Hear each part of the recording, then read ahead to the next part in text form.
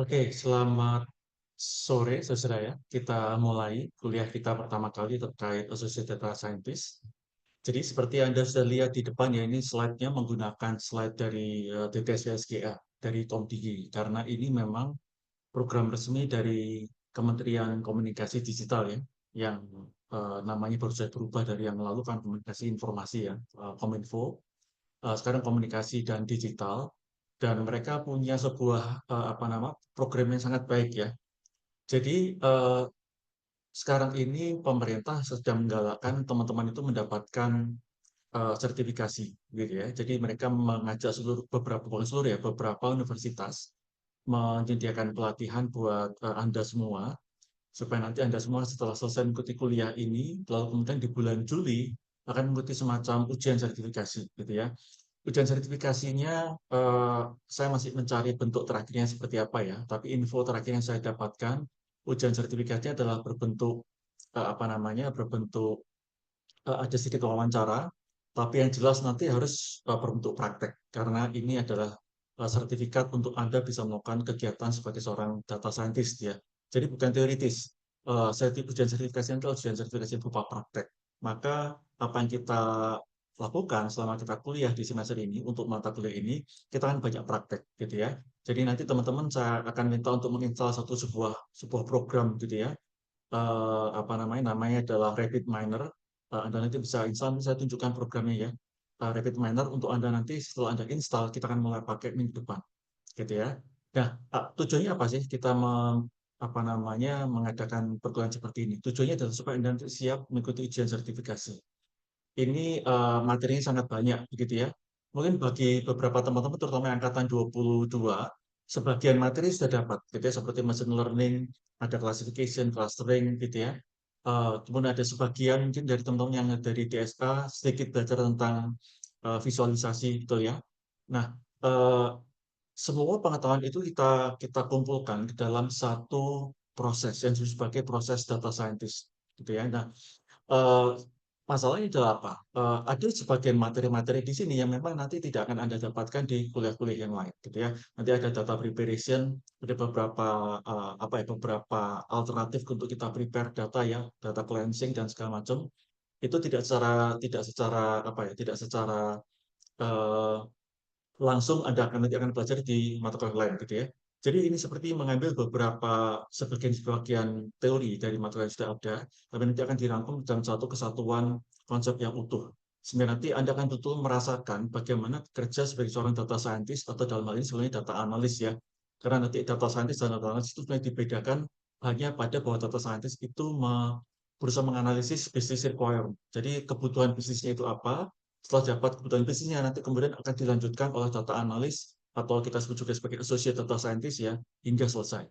Ya, jadi data scientist itu sekaligus juga dia berusaha menemukan metode algoritma yang baru yang data analis tidak perlu lakukan. Karena data analis itu tugasnya adalah begitu ada sebuah kebutuhan analisis, maka dia merancang algoritma yang tepat, proses yang tepat, pipeline yang tepat, kemudian membuat modelnya, melakukan proses training, dan kemudian menghasilkan insight gitu ya. Nanti kemudian hasilnya bisa dikembangkan untuk aplikasi selanjutnya itu silakan. Tapi itu data analis. Data analis itu bekerja dari, katakanlah kalau memang ada 10 langkah, maka data analis itu bekerja dari langkah ketiga sampai ke 10. Data scientist itu bekerja dari langkah 1 sampai ke 10 gitu ya. Seperti itu. Nanti kita akan bahas lebih lanjut. Jadi tujuannya adalah Anda memahami bagaimana cara berpikir, bagaimana cara bekerja seorang data scientist, gitu ya. Dan ini disebut sebagai associate karena Anda belum mengerjakan seluruhnya, gitu ya. Seluruh langkah-langkah data scientist belum. Tapi paling tidak langkah ketiga sampai ke 10 Anda sudah lakukan. Nah, kalau Anda sudah menyelesaikan kuliah kita, ini memang sedang ditanyakan lagi ke Komdigi ya, persyaratannya, karena memang yang kami dapat info dari mereka di bulan Januari, hanya mahasiswa yang mendapatkan nilai B ke atas, gitu ya. Jadi nanti akan ada ujian saya sedang pikirkan ya, apa tujuannya full praktek, apakah UTS UAS yang berupa sama praktek, ataukah nanti UTS-nya berupa tulis gitu ya, ujian teori, sementara yang UAS-nya praktek, ataukah nanti, karena kita sebenarnya ada beberapa langkah gitu ya, ada beberapa langkah, maka setiap langkah itu ada nilai prakteknya sendiri-sendiri gitu ya. Sehingga kalau Anda perlu, karena begini, Anda nanti harus menunjukkan bahwa Anda mampu mengerjakan setiap langkah itu dengan baik. Ingat ya, nanti dalam ujian sertifikasi Anda diminta untuk mempraktekkan di hadapan examiner bahwa Anda bisa misalnya diberi data begitu ya. Langkah pertama misalnya Anda pengumpulan data seperti apa, kemudian analisis data seperti apa, data cleansing seperti apa, data transformation, kemudian penentuan algoritmanya, proses pembuatan modelnya, menguji apakah model itu menghasilkan hasil yang baik ataukah tidak, bagaimana kita tahu matriks-matriks yang digunakan untuk mengukur itu, dan kemudian akhirnya membuat laporan. Itu adalah langkah, gitu ya. Kita perlu menguasai setiap langkahnya dengan baik agar kita menjadi seorang data scientist. Gitu. Jadi kalau Anda lulus, gitu ya, mata kuliah ini maka Anda sebetulnya sudah punya sudah punya sertifikasi nasional ya sebagai seorang data scientist. Misalnya Anda kepingin nanti membuka katakanlah Anda yang Anda yang angkatan 23 nanti kepingin magang gitu ya, ingin magang dan kemudian saya sudah punya sertifikasi ini.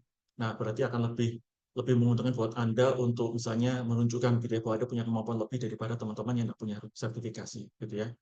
Nah, jadi intinya nanti kita lihat apakah modelnya adalah dua-duanya UTS UAS adalah berupa praktek, ataukah UTS-nya teori, ataukah UAS-nya praktek, ataukah nanti dibuat per minggu gitu ya. Jadi per minggu ada tugas-tugas nanti saya minta Anda untuk upload ke sebuah tempat dan itu akan dinilai gitu ya. Nilai itulah yang kemudian menjadi nilai akhir gitu ya. Karena memang sekali lagi data scientist itu kalau dia cuma bisa di satu dua langkah gitu ya. eh, dan langkah yang lain tidak bisa, maka sebetulnya dia belum menguasai keseluruhan langkah sebagai seorang data scientist gitu ya. Oke. Nah, kalau Anda sudah register di mata kuliah ini lewat form yang sudah saya sampaikan lewat email ya, Anda tetap harus PRS gitu ya, karena ini PRS-nya adalah manual. Berarti waktu PRS 2 Anda harus mendaftarkan mata kuliah ini saat PRS supaya nanti bisa diterima gitu ya. Karena sekali lagi menuliskan nama NRIP Anda di dalam form registrasi yang kemarin itu hanya sekedar membantu saya untuk mengetahui seberapa besar minat Anda dan kemudian bisa berkomunikasi untuk Zoom ID yang di awal ini gitu ya. Seperti itu. Oke, sekarang mari kita lanjutkan gitu ya. Nanti saya akan tunjukkan kira-kira langkah-langkahnya seperti apa. Saya ingin share dulu sebuah eh, share dulu apa yang sudah mungkin saya sempat tunjukkan ke teman-teman di ini di waktu kita bertemu di lantai 9, lantai 10 ya, yang bersama-sama dengan mahasiswa Singapura SUTD. Kita di pertengahan Januari sempat bertemu dengan mereka dan sempat berproses sedikit tentang bagaimana menggunakan machine learning gitu ya. Salah satu contoh yang saya sampaikan adalah seperti ini. Buat teman-teman yang hadir waktu itu tentunya sudah tahu bahwa ini contoh yang saya pakai. Inilah salah satu pekerjaan dari seorang data scientist atau data analyst gitu ya. Mereka membuat program tujuannya untuk menganalisis data dan menghasilkan insight, gitu ya. Uh, iya, menganalisis data dan menghasilkan insight, begitu ya.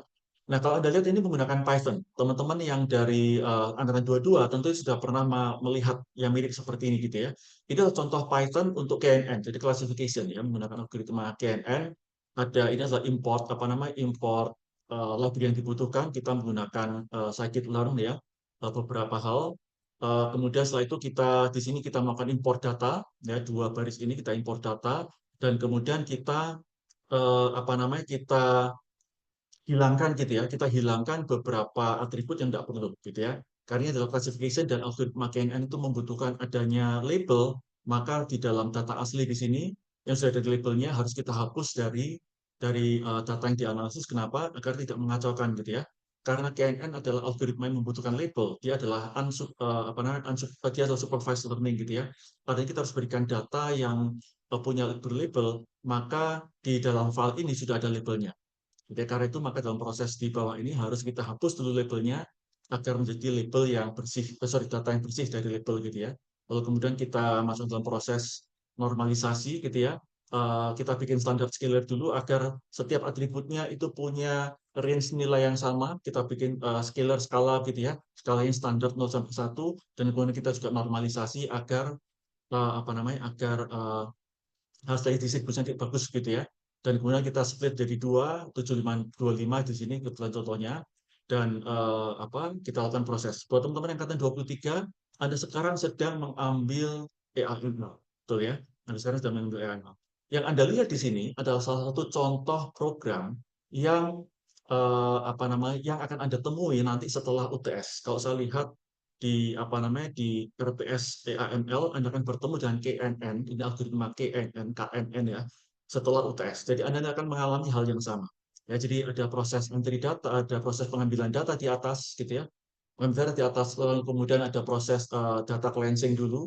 Setelah itu ada data preparation menggunakan apa namanya, menggunakan standard scalar dan normalization gitu ya.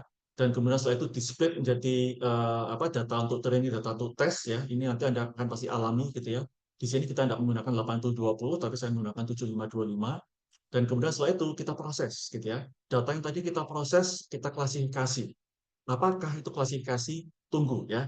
Buat Anda yang angkatan 22 tentu sudah tahu apa itu klasifikasi, tapi buat Anda yang angkatan 23, nanti kita akan bahas klasifikasi itu mungkin kalau nggak salah 3-4 minggu lagi. Gitu. Jadi mungkin ini akan lebih dulu Anda dapatkan apa namanya, dibandingkan materi di KNN. Gitu ya.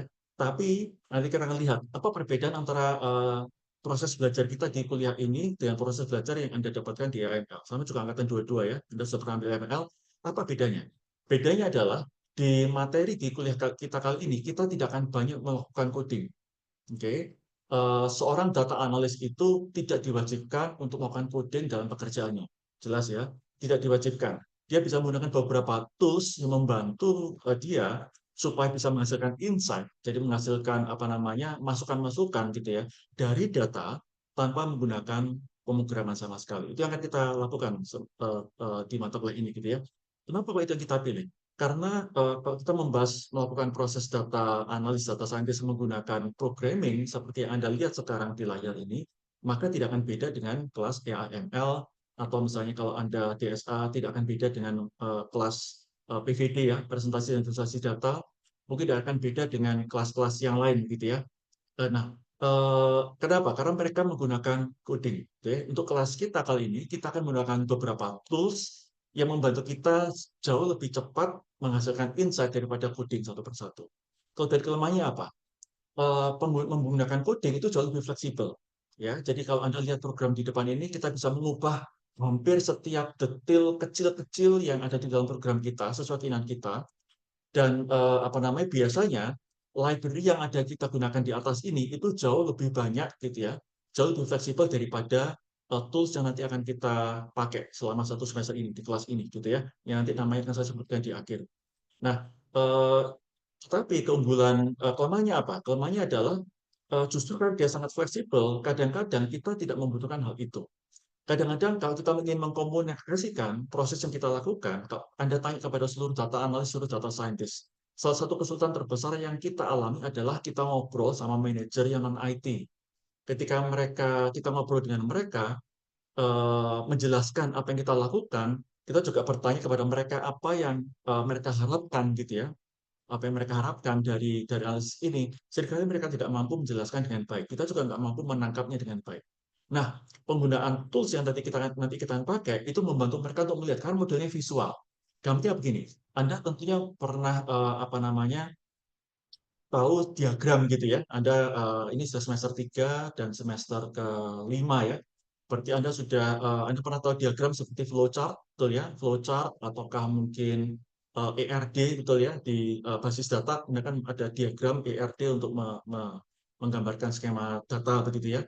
Nah, kenapa kok diagram itu ada? Kenapa kok kita pakai flowchart? Kenapa kok kita pakai ERD? Kok nggak tulisan saja gitu ya? Misalnya, tabel member berisi apa namanya, ID member, berisi nama, berisi alamat, berisi telepon. Jadi pakai kata-kata. Kenapa kita pakai kotak yang kemudian ada tulisan-tulisan ID, nama, alamat seperti itu berupa simbol. Lalu kemudian relasi antara satu kotak dan kotak lain kita kasih panah, betul ya? Panahnya bisa apa namanya, bisa mecah satu, bisa dua, bisa tiga, betul ya, untuk one to many dan lain-lain gitu ya. Jadi itu bahasa simbol, gitu ya, menggunakan diagram. Kenapa? Karena simbol itu sangat mudah dipahami oleh banyak orang. Anda orang komputer, Anda orang IT, Anda bisa paham berupa teks gitu ya. Tapi orang non-IT, mereka kan kesulitan memahami apa yang Anda maksudkan. Karena itu kenapa kita pakai simbol. Dan karena itulah kenapa nanti di dalam program kita sekali ini, kita akan di dalam kelas kita kali ini, kita akan menggunakan tools yang menggunakan simbol-simbol tadi. Ya, sehingga tidak perlu coding, tidak kalau Anda sebenarnya tools ini cukup bagus ya. Jadi tools ini bisa di-extend menggunakan Python. Jadi kalau Anda mau di tengah-tengah jalan, Anda bisa sisipkan program kecil Python yang Anda buat gitu ya. Untuk nanti kalau memang misalnya tidak tersedia library atau tools yang ada di dalam software yang kita nanti pakai gitu ya, tidak tersedia, maka Anda bagian itu bisa saja ditangani sendiri menggunakan program yang Anda buat gitu ya, program kecil. Karena ada software YML, ada software PVD, ada software macam-macam gitu ya. Dan itu bisa Anda memanfaatkan untuk buat program kecil gitu ya. Nah, sisanya nanti dikembalikan lagi ke program di tengah-tengah bisa disisipkan program kecil itu bisa. Nah, tapi secara umum semua tampilannya kan berbentuk apa namanya berbentuk simbol. Mungkin saya kasih contoh aja ya. Saya kasih contoh eh, modelnya seperti apa. Coba ini. Nah, ini saya kasih contoh seperti ini, gitu ya. Ini adalah ada 1, 2, 3, 4, 5. Ada 5 kotak, betul ya. 5 kotak ini untuk melakukan proses clustering menggunakan algoritma X-means, gitu ya. Clustering, hanya gini, gitu ya. Jadi kalau memang mau ngambil data pakai kotak seperti ini, nanti kita setting di sebelah kanan, gitu ya. Nanti kemudian ID role-nya kita set, kemudian kita pakai normalize tadi, gitu ya. Kalau normalize tadi, kalau pakai pakai apa namanya, pakai Python seperti apa? Ada coding ya. Tadi lihat ada standard scaler, ada normalizer. Jadi itu ada berupa berupa baris-baris program yang Anda ketik, tapi di sini cuma sebuah simbol seperti ini dan Anda tinggal geser-geser aja, lalu kemudian ditranspose dan kemudian diproses XML-nya dan kita jalankan aja. Kita tinggal tekan apa namanya? Kita tinggal tekan eh, apa icon start ini untuk kita jalankan. Langsung keluar hasilnya, gitu ya. Inilah klasternya. Oke, ini klasternya. Nah, jadilah selesai hasilnya, gitu ya. Selesai hasilnya. Jadi ini adalah apa namanya salah satu proses data analisis atau data analytics ya, yang menggunakan tool seperti ini. Apakah kemudian seorang data analis harus menggunakan program? Jawabannya tidak. Tapi pembuatan program seperti tadi kita pakai Python itu jauh lebih powerful, jauh lebih fleksibel karena mereka bisa menangani data dalam jumlah yang jauh lebih besar, gitu ya, jauh lebih besar. Nah, tetapi dalam banyak kebutuhan, seringkali yang perusahaan-perusahaan tidak sampai membutuhkan harus pakai program. Jadi artinya begini, banyak data analis, data scientist juga akhirnya menggunakan tool seperti ini untuk melakukan prototyping, untuk melakukan pembuatan. Ada gini, kalau Anda punya punya manajer HRD yang saya datang kepada, tolong bantu saya analis ini, kebutuhan ini, gitu ya. Dan kemudian Anda belum tahu kira-kira algoritma atau pipeline apa yang harus Anda pakai. Yang bisa Anda lakukan adalah kita buka program seperti apa Altar AI Studio ini ya, Altar AI Studio ini atau dulu namanya RapidMiner ya, sekarang berubah menjadi AI Studio. Anda bisa buka lalu kemudian Anda jalankan. Ya, ini adalah yang akan kita lakukan selama 1 semester gitu ya. Nah, berarti apa yang nanti kita lakukan apa dalam proses 1 semester? Kita akan belajar berbagai macam atau gini, saya akan perkenalkan sebuah istilah yang namanya pipeline. Pipe itu pipa ya, bahasa Inggrisnya pipe. Pipeline. Jadi sambungan pipa. Kalau Anda tahu pipa itu dia misalnya ada sepotong pipa disambungkan dengan pipa yang lain, disambungkan pipa yang lain, disambungkan pipa yang lain, nanti ada pipa yang melengkung ya untuk membelokkan arah air, nanti disambungkan pipa yang lain melengkung lagi, ataukah pipanya cabang 3, nanti supaya dipecah menjadi 2, jadi 2 jalur. Artinya apa? Pipeline itu adalah sambungan-sambungan pipa yang mengalirkan air dari eh, awal sampai akhir betul ya. Inilah pipeline. Seperti yang Anda lihat di depan itu adalah pipeline. Jadi ada sebuah sambungan pipa dari depan ke belakang. Nah, misalnya ini untuk proses apa namanya? Untuk proses data preparation kita hanya menggunakan proses normalization aja. Di sini contohnya gitu ya, kita menggunakan proses normalization. Ada berapa banyak proses normalization? Oh, banyak sekali Anda lihat di sini gitu ya. Ada normalization, ada 3, ada data binning gitu ya. Data binning itu menggabungkan beberapa data. Kalau memang datanya missing bagaimana gitu ya. Kita tinggal apa? Tinggal geser-geser aja di sini, betul ya. Tinggal geser-geser di sini dan kemudian Anda apa namanya? Geser juga ke sini gitu ya. Selesai gitu ya. Nanti Anda proses lagi, setelah itu Anda masukkan ke normalisasi. Oke, jauh lebih cepat. Kalau memang kita kembali lagi ke program yang Python tadi, kita harus coding gitu ya. Kita cari parameternya apa. Untuk parameter sini tinggal klik ubah di sebelah kanan. Gitu ya, sebelah kanan ini ada parameternya gitu ya. Nah, itu kan kita lakukan. Jadi prosesnya di sini kita akan belajar pola pikir sebagai seorang data scientist, sebagai seorang data analis gitu ya. apa saja yang harus kita lakukan dari awal sampai akhir supaya menghasilkan insight. Proses belajar yang menggunakan tools ini bukan tools mainan loh ya, saudara ya. Ini tools profesional. Artinya AI Studio ini yang dulu namanya RapidMiner itu adalah one of the best tools oleh para profesional. Artinya mereka bukan main ini sekarang mereka malas coding, enggak ya. Ya sedikit malas juga boleh lah ya, enggak apa-apa ya. Tapi intinya mereka menggunakan ini bukan karena mereka nggak bisa coding. Mereka menggunakan ini karena mereka merasa ada untungnya, bukan seperti itu, gitu ya.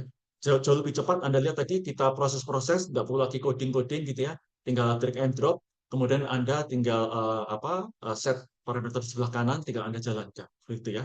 Nah seperti itu. Jadi ini adalah proses yang akan kita alami selama 1 semester. Oke, kita kembali ke slide ya.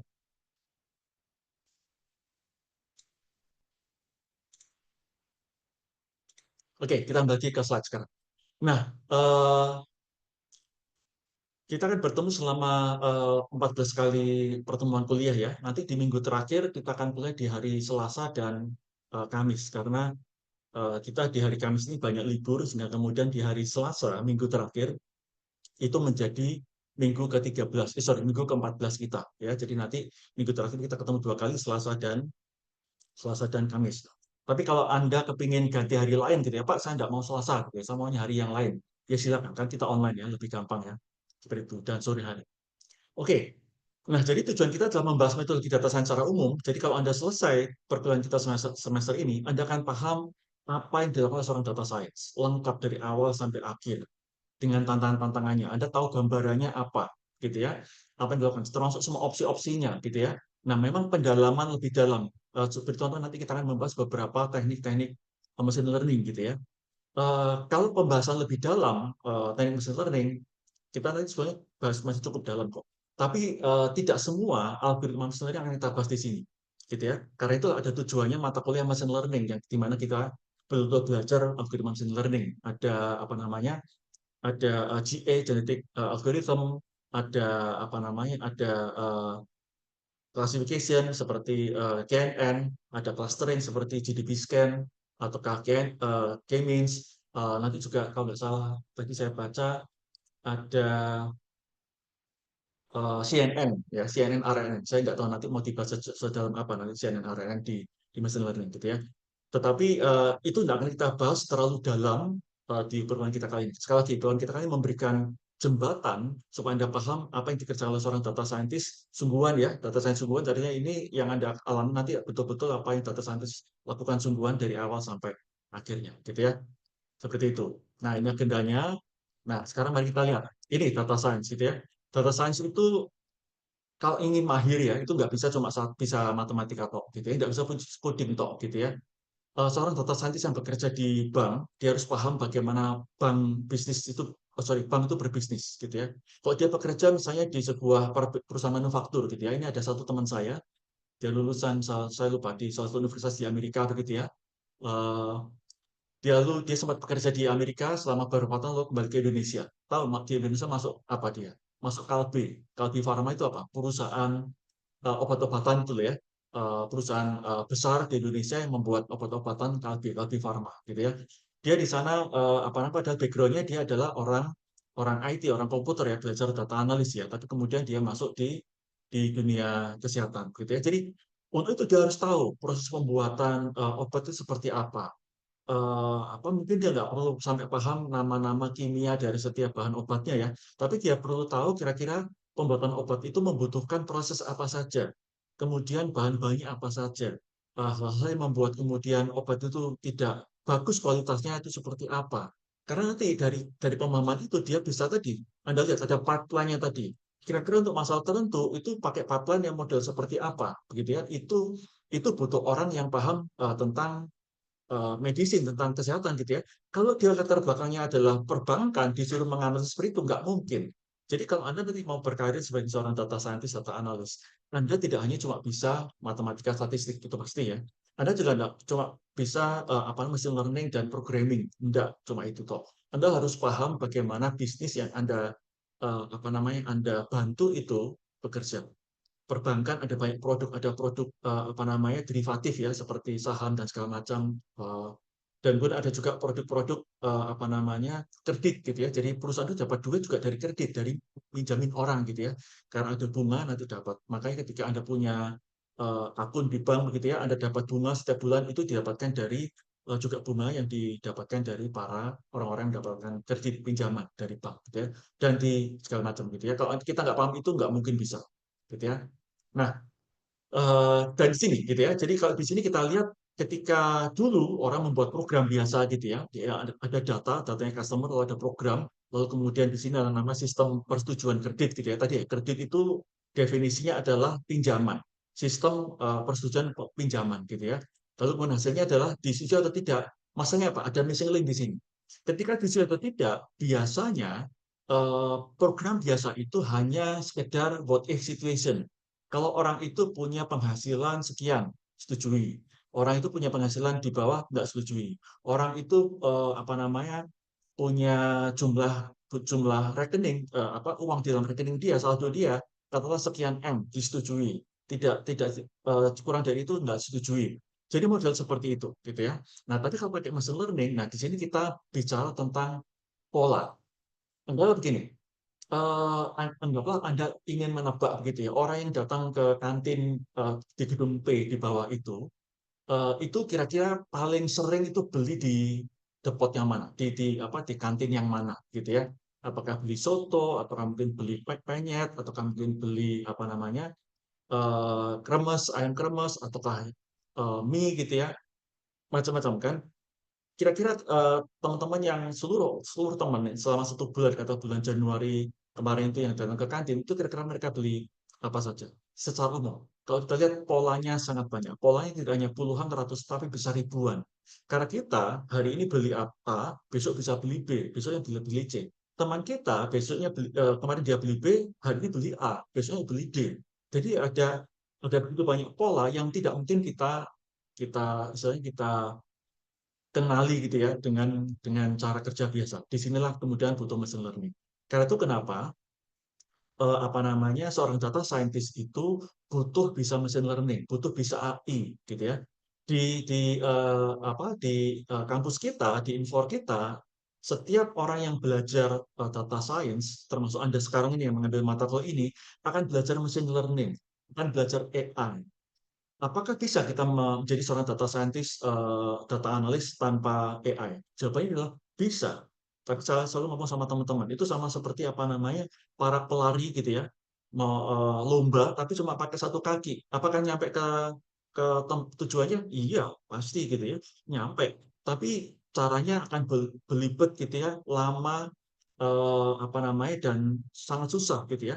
Kalau kita pakai ML, AI sangat mudah. Jadi eh, kalau Anda lihat ada beberapa kampus lain yang menyatakan dirinya data science tapi tidak meminta mahasiswanya ngajarin AI analisa. Waktu saya lihat kurikulum saya terusan geleng-geleng kepala. Ini apa yang diajarin gitu ya.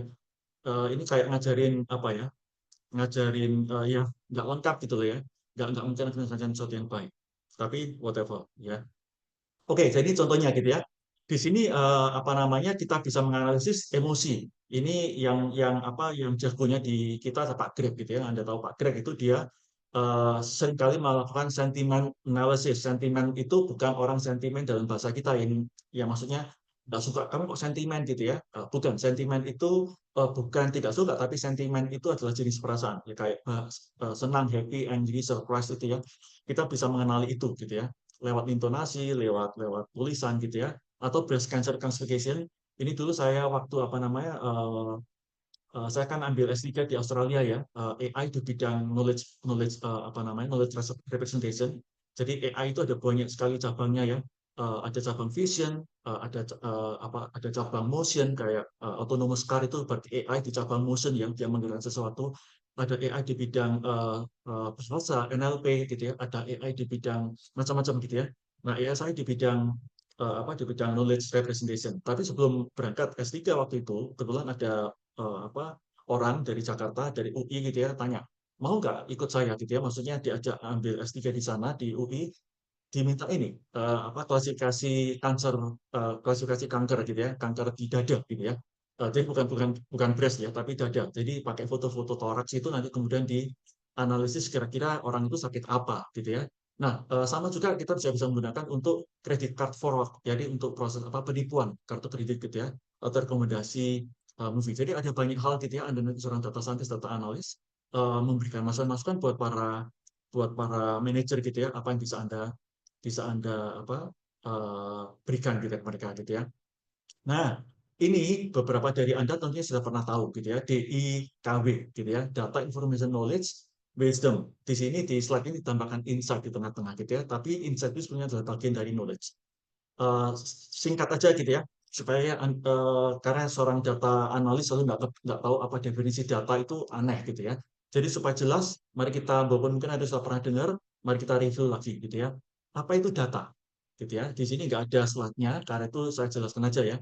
Data adalah eh, apa namanya sebetulnya DIKW namanya hierarki kesadaran, gitu ya.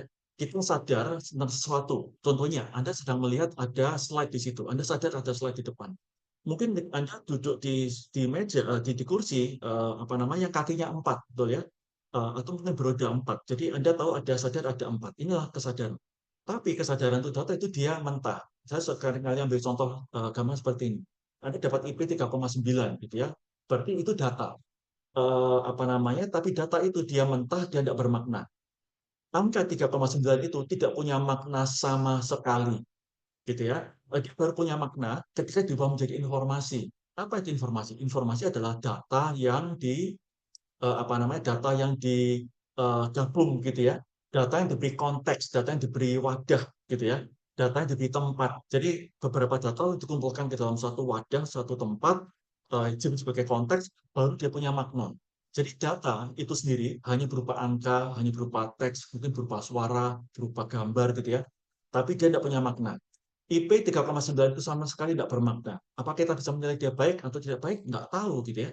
Tapi kalau misalnya IP dia 3,9 dikumpulkan sama teman-temannya yang lain, apa namanya, katakanlah dia punya total 10 orang ya, jadi dia sendiri, lalu 9 orang yang lain itu IP-nya 4 gitu ya, dia sendiri 3,9, maka berarti dia pasti ada yang bermasalah. Berarti di sini kita lihat bahwa IP 3,9 yang tadi tidak bermakna, sekarang menjadi punya makna, yaitu apa? Ternyata nggak terlalu bagus, gitu ya. IP 3,9 terlalu bagus, kenapa? Karena 9 temannya semua dapat IP 4, gitu ya. Bahkan mungkin 4 plus plus, gitu ya. Plus macam-macam, gitu kan ya. Nah, tapi itu baru informasi. Knowledge adalah informasi yang diinterpretasi, apa informasi yang ditindaklanjuti, di follow up. Contohnya begitu ya. Katakanlah Anda punya apa namanya manajer learning, tolong pada Anda gitu ya. Ada 100 karyawan, kemudian masing-masing sudah diuji, sudah dites gitu ya, kemampuan kognitifnya, kemampuan psikomotoriknya, lalu masing-masing ada nilai gitu ya. Data misalnya dia kemampuan psikomotoriknya, kemampuan bekerja menggunakan tangan dan mata dan segala macam katakanlah 10, tapi kognitifnya cuma 7 misalnya gitu ya. Jadi kemampuan dia berpikir, berteori, beralasan reasoning itu cuma 7 gitu ya. Teman yang lain ada reasoningnya 9 tapi psikomotoriknya 7. Jadi kayak dibalik begitu ya. Mana yang mau kita ambil? Nah, ketika data-data karyawan tadi kita kumpulkan di dalam satu tempat yang itu sebagai apa namanya, analisis karyawan terbaik misalnya begitu ya. Maka dengan berbagai macam cara kita kita kita bandingkan itu menjadi informasi. Oh, ternyata dari 50 atau 100 karyawan tadi yang top 10 itu adalah si A, B, C, D, E, F, G, I, J. Seperti itu gitu ya. Berubah jadi information. Knowledge itu seperti apa? Knowledge seperti begini. Oke, kita sudah punya 100 karyawan, ada 10 terbaik, tapi juga berarti ada 10 yang terendah. Apa yang mau kita lakukan buat mereka? Sepuluh yang terendah itu ternyata mereka rata-rata di kemampuan psikomotorik misalnya. Kurang mahir menggunakan tangan, kurang kurang terlatih gitu ya. Maka dari nulisan ngomong, oke, 10% karyawan yang paling jelek kita berikan pelatihan tambahan. Gitu ya. Nah, itu adalah knowledge. Di dalam knowledge itu adalah insight, gitu ya. Jadi insight ini sebagai bagian dari knowledge.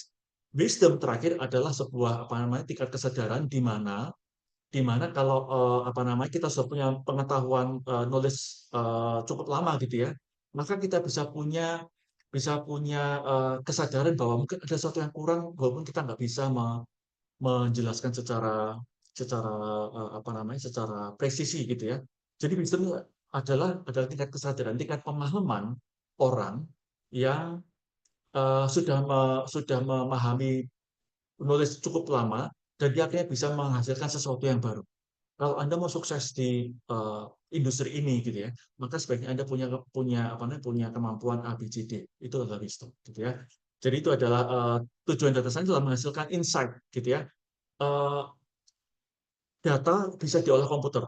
Buktinya apa? Ada basis data. Anda pakai MySQL, pakai Oracle, pakai database itu ya, yang Anda pelajari di semester kedua itu untuk menyimpan data.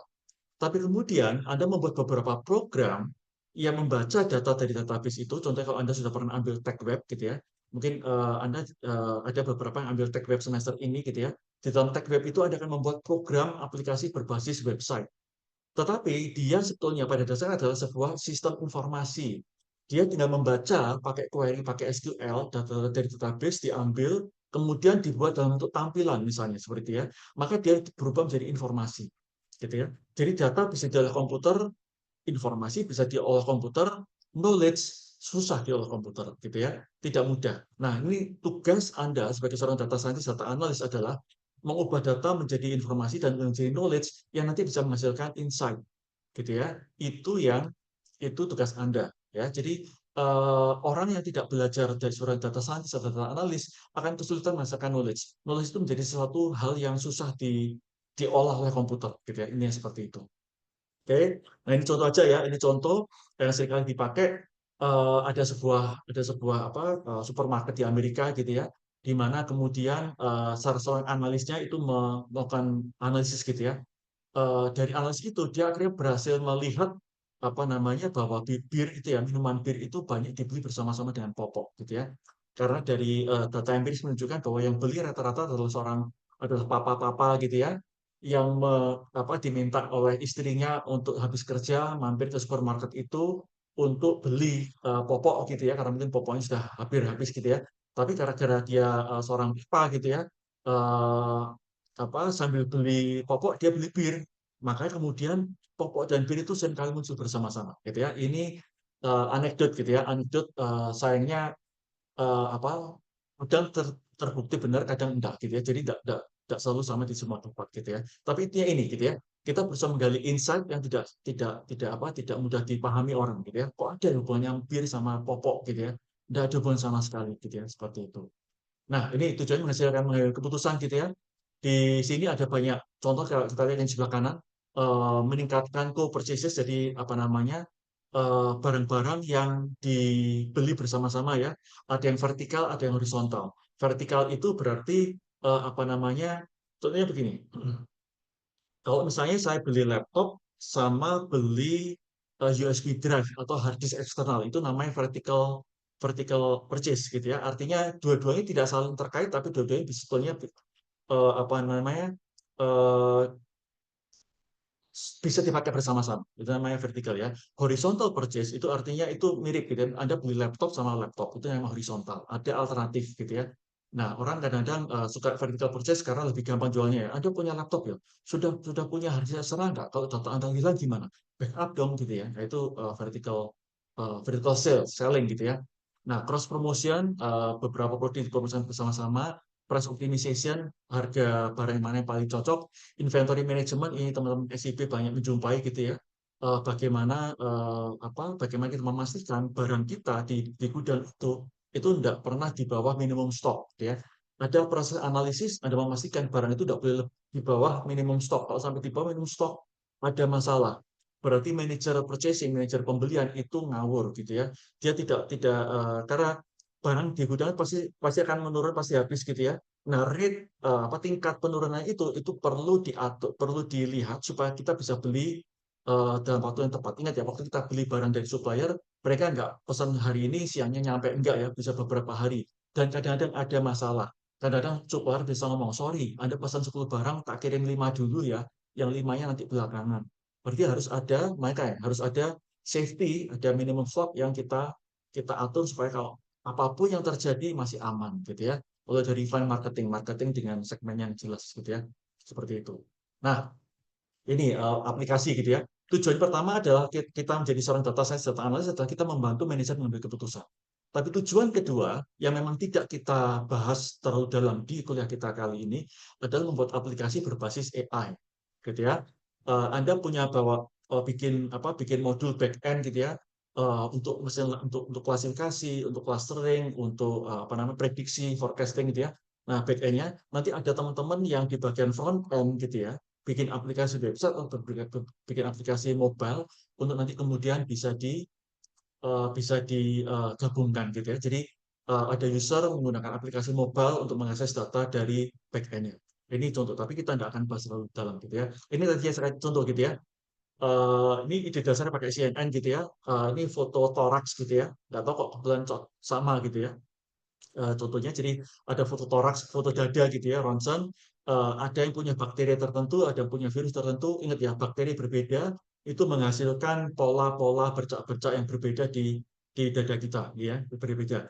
Kalau normal seperti apa, tubuh orang itu juga bisa gemuk, bisa kurus, gitu ya, bisa cowok cewek, gitu ya, bisa usianya berbeda, yang membuat akhirnya kemudian apa namanya komposisi bukan komposisi ya, bentuk toraks kita itu berbeda gitu ya, dari kemudian akhirnya kemudian di ronsen gitu ya, dan kemudian bisa dianalisis pakai CNN gitu ya, nanti buat 3x3 di bawah ini untuk dilihat kira-kira secara agregat seperti apa, kemudian diproses berulang-ulang sampai nanti kemudian menghasilkan output gitu ya. Jadi untuk proses apa namanya klasifikasi gitu ya. Ini yang sebelah kiri ini kira-kira bakteri ataukah virus ataukah normal gitu ya. Nah, itu prosesnya. Ini salah satu contoh data science ya. Makanya data science, data analysis itu kalau pakai AI, pakai ML, itu bisa macam-macam gitu ya. Model seperti itu tidak mungkin bisa dianalisis tanpa AI, tanpa ML, itu hampir tidak mungkin sudah gitu ya. Nah, oke, itu lanjutkan ya. Nah, ini pembuatan aplikasi berbasis AI juga. Kita ini contoh, ada permohonan pinjaman ya, tadi loan ya, kredit gitu ya. Ada inference engine. Kalau inference engine ini biasanya yang tadi yang AI saya yang knowledge representation pakai inference engine. Jadi kita pakai sebuah program mesin kita sebut sebagai inference yang kalau kita kasih nanti data itu bisa ngambil kesimpulan sendiri gitu ya. Itu enaknya inference engine. Dia bisa ngomong ini salah, ini betul, yang ini atau itu bisa ngambil kesimpulan sendiri. Padahal kita nggak kasih tahu caranya ngambil kesimpulan seperti apa gitu ya. Itu bagian dari AI yang seperti itu. Nah ini untuk kalau misalnya kita kasih data nasabahnya seperti apa, pinjamannya berapa penghasilan sebulan, dan segala macam, itu nanti bisa muncul keputusan. Ini contoh gitu ya. Nah ini, nanti kita akan latihan di sini selama 1 semester. Kita melakukan proses analisis, ada nama analisis deskriptif, diagnosis, prediktif, dan preskriptif. Apa itu? Konsepnya seperti ini. Deskriptif itu penjelasan, gitu ya. Kita tidak berusaha meramal masa depan. Kita tidak berusaha memberitahu sesuatu yang sifatnya belum terjadi, gitu ya. Data historis seperti data lama. Kita menjelaskan data lama itu rata-ratanya berapa. Itu namanya deskriptif, mendeskripsikan gitu ya. Jadi banyak orang meremehkan analisis deskriptif. Padahal analisis deskriptif adalah analisis yang sangat penting dilakukan di awal. Kalau saya ngomong sama mahasiswa saya di skripsi ya, mereka misalnya forecasting gitu ya, ada beberapa, kalau salah 2 semester lalu ya, ada 2 anak DSA, atau semester lalu saya lupa. Anak DSA kemudian melakukan forecasting gitu ya, forecasting. Yang semester ini ada forecasting nggak ada gitu ya. Yang 2 semester lalu berarti ya, forecasting. Nah, satu ngomong, oke, sebelum kamu menentukan data itu kamu forecasting pakai algoritma mana gitu ya, kamu harus cek dulu. Apa yang dicek? Rata-rata, sederhana ya. Rata-rata programmu itu, rata-rata data yang kamu terima dari si perusahaan itu seperti apa? Distribusinya modelnya seperti apa? Dia miring ke kiri, miring ke kanan, atau ke kanan, skew left atau skew to the right gitu ya. Yang seperti apa? Perbandingan min sama medianya besar mana? Lalu kemudian kalau seperti itu, apa yang harus kamu lakukan gitu ya? Karena dengan kondisi data berbeda, nanti akan memberitahu kita mana algoritma yang bisa dipakai, mana yang tidak. Kalau kita nggak tahu, kita saja, oke, saya mau pakai algoritma, katakanlah Prophet. Wah, ada algoritma namanya Prophet ya, buat yang belum tahu ya. Ada algoritma namanya Prophet. Terus saya tanya, kenapa kamu pakai Prophet? Gitu ya. Kok nggak pakai ARIMA? Wah, itu pakai machine learning, pakai LSTM gitu ya. Mungkin teman-teman yang sudah ambil AML, pernah dengar LSTM ya, long short term memory gitu ya. Kenapa pakai LSTM? Lebih robust, lebih canggih gitu ya, daripada kalau Anda pakai ARIMA tadi. Mungkin ada yang bisa di turn off dulu suaranya. Oke. Nah, itu ya. Jadi eh, kita untuk menentukan algoritma apa itu butuh butuh apa namanya? Eh, butuh tahu dulu situasi datanya, gitu ya. Kalau enggak mungkin. Jadi ada namanya kita kayak orang buta lalu sama pilih algoritma sebelah kiri. Wah, gitu ya. Kita sudah tulis di papan, gitu ya. Lalu kita tutup mata, algoritma sebelah kanan, gitu ya. Karena sama saja, gitu ya. Kita nggak tahu data, nggak betul kondisi data, kita ngomong algoritma tertentu. Nah, ini deskriptif, gitu ya. Jadi deskriptif adalah kita berusaha memahami situasi data, misalnya katakanlah rata-ratanya berapa, medianya di mana, kuartil 1, kuartil 3, kuartil keempat seperti apa, distribusinya seperti apa, gitu ya. Nah, itu nanti ada visualisasinya. Kemudian kedua diagnostik. Dasarnya adalah kenapa, ada masalah apa. Ini contoh tadi ya, yang klasifikasi tadi, apakah apakah apakah foto toraks sebelah kiri itu termasuk bakteri, virus, ataukah sehat, gitu ya. Nah, itu masalah apa yang terjadi, gitu ya. Nah, kemudian prediktif itu memprediksi masa depan. Ini paling gampang pakai linear regression, gitu ya. Rumus sederhana, gitu ya, pakai ARIMA misalnya, linear regression nanti bisa menunjukkan kalau misalnya tahun lalu di bulan Januari itu terjual 1.000 produk, gitu ya, maka bulan Januari tahun ini berapa, misalnya seperti itu. Februari yang tahun lalu 1.200, tapi lalu Maretnya turun jadi 500. Apakah bulan ini, bulan Februari tahun ini 1.200 juga, dan apakah bulan Maret akan turun 500 juga? Nah, itu nanti bisa diramal, gitu ya, dengan berbagai macam cara. Ya, ini analisis ketiga yang biasanya Anda sebagai seorang data scientist, data analis lakukan, gitu ya. Tadi apa? Pertama, deskriptif, jelaskan data. Kadang-kadang orang lain tidak butuh, tapi Anda pasti butuh analisis deskriptif. Kedua adalah diagnostik. Nah, ini orang lain juga mulai butuh, gitu ya. Ini kira-kira saya sakit apa, dok, gitu ya. Kira-kira apa namanya, eh, penjualan ini turun kenapa, begitu ya? Apa masalahnya? Seperti itu ya. Kira-kira orang itu bisa sakit tertentu, ada apa namanya? Saya kasih contoh waktu itu di pertemuan dengan SUTD yang Singapura itu ya. Apa namanya? Ada proses meramalkan pakai apa? Pakai, oh, tapi bukan itu ya. Di kelas lain, dan kelas di AI untuk anak-anak semester 1. Saya kasih tugas mereka. Oke, coba prediksi orang sakit diabetes, gitu ya. Orang sakit diabetes ada atribut usianya, ada atribut blood pressure-nya, tekanan darah, ada atribut heart rate, ada atribut apakah dia sakit dada, angina, gitu ya. Lalu kemudian usianya, gitu ya. Dari segala macam atribut itu silakan tebak kalau ada orang dengan tekanan darah sekian, ada orang dengan apa namanya, eh, dengan apa, heart rate-nya sekian, gitu ya, denyut jantungnya sekian, usianya sekian, cowok apa cewek, kira-kira dia sakit jantung apa enggak, gitu ya. Nah, itu namanya eh, diagnostik, gitu ya. Nah, kemudian yang ketiga prediktif ya, memprediksi masa depan. Lalu yang terakhir adalah preskriptif. Preskriptif itu adalah analisis yang memberitahu apa namanya, tindakan. Saya ulang ya. Deskriptif itu adalah analisis yang menceritakan data, menjelaskan datanya itu seperti apa, rata-rata, median, kemudian kuartil, gitu ya. Korelasi itulah data deskriptif ya, statistik biasa. Anda mungkin ingat statistika dasar. Kemudian diagnosis itu apa masalahnya dari sebuah situasi, kira-kira penyebabnya apa, gitu ya. Lalu prediktif itu berarti dia memprediksi yang belum terjadi, gitu ya, berdasarkan data masa lampau, gitu ya. Nah, lalu preskriptif itu memberitahu. Kalau prediktif saja, dia cuma apa, ke depan itu gini loh, penjualan turun, gitu loh. Itu cuma prediktif, gitu ya. Bahwa tahun depan apa namanya, rata-rata penjualan akan sekian, itu prediktif. Tetapi yang preskriptif itu tidak hanya akan turun, tetapi ini yang seharusnya Anda lakukan. Itu yang preskriptif, gitu ya. Ini contoh tadi yang apa namanya, yang minimum minimum stok tadi ya, untuk anak-anak SIP ya, teman-teman SIP, berapa sih data stok minimum yang harus dijaga. Kalau kalau lebih rendah dari itu harus cepat-cepat beli lagi ke supplier ya. Dan kalau sudah lebih berarti silakan ditunggu aja sampai mendekati batas minimum, seperti itu. Nah, itu berarti preskriptif. Saatnya Anda beli sekarang atau paling nggak besok, gitu ya, jangan ditunda. Itu namanya preskriptif ya. Jadi Anda bisa melakukan banyak sekali analisis untuk memberitahu orang lain melakukan sesuatu. Nah, ini apa namanya, empat empat apa namanya, empat kelompok besar mesin learning ya: regresi, atau estimasi ya, forecasting ya. Jadi forecasting di kiri atas, klasifikasi di kanan atas, clustering di kiri bawah, asosiasi di kanan bawah gitu. Jadi empat kegiatan gitu ya. Estimasi, forecast kita bisa menggunakan time series, kita bisa menggunakan linear regression, klasifikasi bisa menggunakan logistic regression, bisa menggunakan beberapa algoritma seperti KNN gitu ya. Clustering kita bisa menggunakan algoritma seperti apa namanya? Seperti K-means atau GDP scan dan segala macam ya. Asosiasi bisa menggunakan market basket analysis.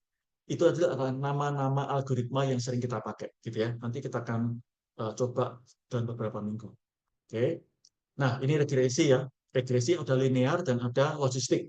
Linear itu berarti apa? Regresi itu apa sih? Regresi itu rumus gitu ya, kayak polinomial gitu ya, kayak misalnya Y sama dengan 4x kuadrat plus 2x, misalnya seperti itu ya. Jadi Y sama dengan 4x kuadrat plus 2x. Itu kan rumus biasa ya. Tapi kalau kita tahu X, ya kita tahu X, maka kita tahu Y. Jelas ya? Itu namanya adalah regression gitu ya. Regression. Nah, linear itu berarti outputnya nanti berupa bilangan kontinu.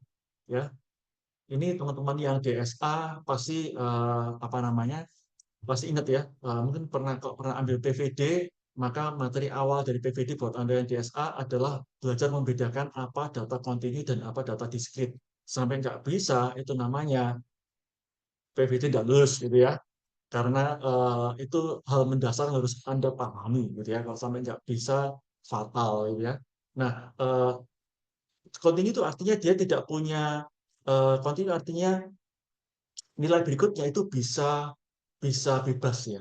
Itu data kontinu ya. Data kontinu, data diskrit itu enggak. Data diskrit itu berarti biasanya ada interval jarak antar dua data gitu ya. Dan biasanya nilainya itu tidak bebas gitu ya. Artinya nilainya udah ada apa?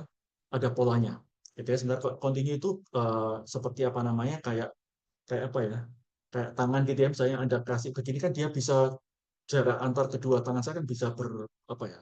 Bervariasi gitu ya tekniknya. Nah, kalau yang logistic regression yang Anda lihat di bawah itu berarti dia regresinya itu hanya menghasilkan dua angka. Makanya biasanya logistic regression digunakan untuk proses klasifikasi. Oke. Nah, di contoh memprediksi apa harga rumah, gitu, harga saham, efek dosis obat gitu ya. Jadi kalau memang orang itu diberi beberapa obat lalu obatnya komposisinya diubah-ubah gitu ya. Kira-kira orang itu semakin sehat atau semakin sakit gitu ya. Nah, itu bisa kita prediksi gitu ya. Atau berapa lama orang pasien itu di rumah sakit dengan melihat misalnya apa atribut-atribut yang dia miliki ya. Tadi misalnya tekanan darah, heart rate dan segala macamnya gitu ya. Itu bisa kita kita ramalkan gitu ya. Kalau kita punya data kita bisa ramalkan estimasi gitu ya menggunakan regression. Klasifikasi ini buat teman-teman akan 23 mendahului ya. Kalau nanti misalnya Pak Greg atau dosen IML tanya apa beda klasifikasi dan clustering. Nah, pasti tahu jawabannya gitu ya. Teman-teman 22 ayo jawab apa beda klasifikasi dan clustering. Harus ingat ya, sudah selesai IML ya. Apa? Boleh ketik di chat, boleh ngetik apa namanya, boleh di apa namanya, boleh uh, ngomong, silakan supaya nggak ngantuk ya. Ini baru 1 jam soalnya kita kuliah, setengah 7 mas. Ayo, apa beda klasifikasi dan clustering? Satu aja, perbedaan cuma satu. Klasifikasi adalah ada di sini. Apa penjelasan klasifikasi? Klasifikasi memprediksi kelas atau kategori. Artinya di dalam klasifikasi kita memprediksi kelas atau kategori gitu ya. Tapi apa namanya? Sebetulnya apa? Data kita sudah harus punya kelas. Jadi kita tahu kelasnya apa. Contohnya begitu ya. Contoh begini, misalnya Anda Anda punya restoran gitu ya. Restoran itu punya 100 menu. Waktu beberapa semester lalu juga ada satu teman, tapi ini anak SIP gitu ya. Dia bikin market basket analysis, dia berusaha membuat bundling gitu ya. Kalau makanan itu harusnya dipaket sama apa? Apakah makanan dipaket sama makanan atau makanan dipaket sama minuman yang supaya dia lebih laris gitu ya. Dikasih harga lebih murah jadi lebih laris. Itu bundling seperti apa gitu ya. Nah, anggaplah Anda punya makanan gitu ya. Anda punya beberapa makanan itu 100 makanan. Coba sekarang Anda tentukan dari makanan itu mana yang termasuk laris, mana yang termasuk biasa, mana yang termasuk tidak laris. Caranya seperti apa? Caranya seperti apa? Gitu ya. Nah, berarti apa? Eee, untuk kita memprediksi itu, gitu ya, untuk prediksi itu, berarti kita harus punya data awal yang mengatakan, oke, makanan-makanan model seperti ini tuh yang termasuk laris. Makanan-makanan model seperti ini tuh yang termasuk biasa, makanan-makanan model seperti ini yang termasuk, tidak terlalu laris. Berarti kita sudah tahu, ada data-data makanan yang memang, laris, biasa, atau tidak laris. Sudah tahu, gitu ya. Dalam proses klasifikasi, kita sudah harus punya data yang kita ketahui, gitu ya. Ini bedanya sama clustering. Harus kita data yang kita ketahui kelasnya apa. Oh, makanan ini termasuk kelas laris, makannya termasuk kelas biasa, makanan ini termasuk kelas tidak laris. Harus tahu. Karena dari pengetahuan itu nanti kita bisa ngomong, untuk makanan yang baru ini kira-kira nanti dia akan lebih mirip yang mana, lebih lebih lebih masuk dalam kelas yang mana. Oh, dia masuk kelas laris, kelas biasa, atau kelas tidak laris dari melihat data-data dari makanan yang sudah kita ketahui tadi, gitu ya. Jadi klasifikasi adalah sebuah proses mengkategorikan sebuah data itu masuk dalam kelas atau kategori mana berdasarkan data-data dari hal-hal lain ya, data dari makanan-makanan lain yang sudah kita ketahui kelasnya untuk melakukan klasifikasi. Clustering itu enggak, gitu ya. Clustering itu kita sama sekali enggak tahu makanan itu mana yang masuk laris atau tidak, kita tidak tahu sama sekali, gitu ya. Buta. Tapi biar nanti program yang mengenali pola-polanya sehingga kita ngomong, oke, makanan dengan pola seperti ini itu masuk laris, masuk kategori laris. Makanan dengan pola itu masuk kategori biasa, makanan dengan pola ini masuk kategori tidak laris, gitu ya. Walaupun kadang-kadang, susahnya clustering itu, kadang-kadang kita sendiri nggak tahu polanya itu kenapa. Kenapa kok makanan ini masuk laris itu kadang-kadang nggak tahu, gitu ya. Kenapa makanan ini masuk yang biasa, kenapa makanan ini masuk yang tidak laris, kita nggak tahu. Tapi memang itu pola yang dipahami oleh machine learning tadi, dipahami oleh algoritma clustering. Jadi nanti kalau teman-teman ditanya, apa beda klasifikasi sama clustering? Gampang, gitu ya. Di dalam klasifikasi, sudah ada data yang kita ketahui kategorinya apa. Satu kalimat ya, kita sudah ketahui data-data yang masuk dalam kategori apa saja. Ada 10 data, 10 data itu masuk kategori apa? A, B, C, D, apa kategori? Saya tahu. Itu klasifikasi. Jadi kalau ada data baru, kita mau menilai dia masuk kategori A, B, atau ke C, kita kita kita lakukan proses berdasarkan data-data yang sudah kita teliti tadi. Ya, sudah ada data yang kita ketahui termasuk kategorinya. Clustering tidak, data itu tidak sama sekali tidak kita ketahui kategorinya apa, gitu ya. Nah, kesamaannya aja kita belum tahu, gitu ya, apa. Asosiasi itu aja yang market basket, gitu ya. Bahwa kalau orang beli misalnya Indomie, gitu ya, maka orang kecenderung membeli juga teh manis, misalnya seperti itu ya. Indomie sama teh manis karena sering dibeli bersama-sama, maka dia diasosiasikan, gitu ya. Diasosiasikan bahwa mereka akan dibeli bersama, seperti itu. Nah, ini kan. Nah, lalu metodologi. Nah, ini penting, teman-teman. Seringkali orang itu nggak sadar bahwa kalau dia sebagai seorang data scientist atau data analis, dia harus bekerja sesuai metodologi tertentu. Jadi ya, tidak tidak asal, tidak suka-suka, jangan dibolak-balik, nanti akan ada masalah. Gitu ya, ini kita lihat di sini.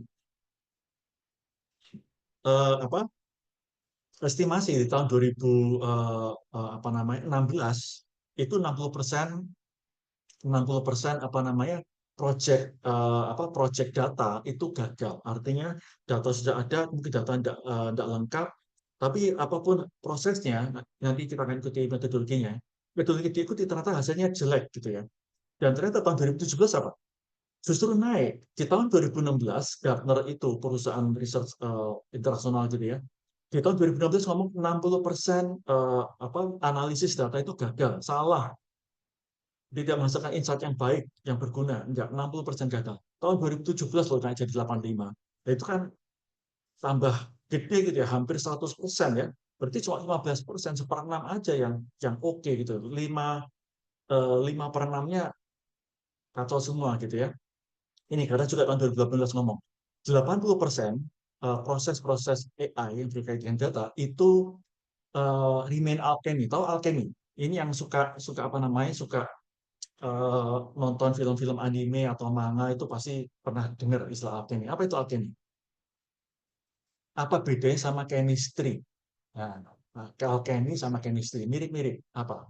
Sama-sama terkait dengan ramuan-ramuan gitu ya. Kalau kalau apa? Kalau chemistry kan ramuan-ramuan misalnya hidrogen campur oksigen jadi air kayak gitu ya. Natrium sama klorida jadi natrium klorida seperti itu. Jadi itu kan itu namanya chemistry. Alkemi itu apa? Alkemi itu adalah ilmu semu. Apa namanya? Orang itu kayak meramu-ramu apa ya? Ramu-ramuan yang nggak jelas juntrungannya. Orang yang nggak tahu akan beranggapan itu bagus, itu luar biasa. Tapi buat orang yang tahu, itu sekedar asal tebak, sekedar cocok logi gitu ya. Dikait-kaitkan. Tapi sebetulnya orang itu ya semu gitu ya. Itu namanya alkemi gitu ya. Orangnya biasa namanya alkemis gitu ya. Nah, artinya apa? Ini sih karena sebetulnya mau mengkritisi Anda itu sebagai seorang data scientist, data analis itu kerja kayak alkemi, kayak kayak alkemis, kayak orang nggak ngerti apa-apa kok dicampur-campur asal jalan menghasilkan insight. Insight-nya nggak apa nggak benar apa enggak urusan nanti belakang gitu ya. Nah, itu jelek gitu ya.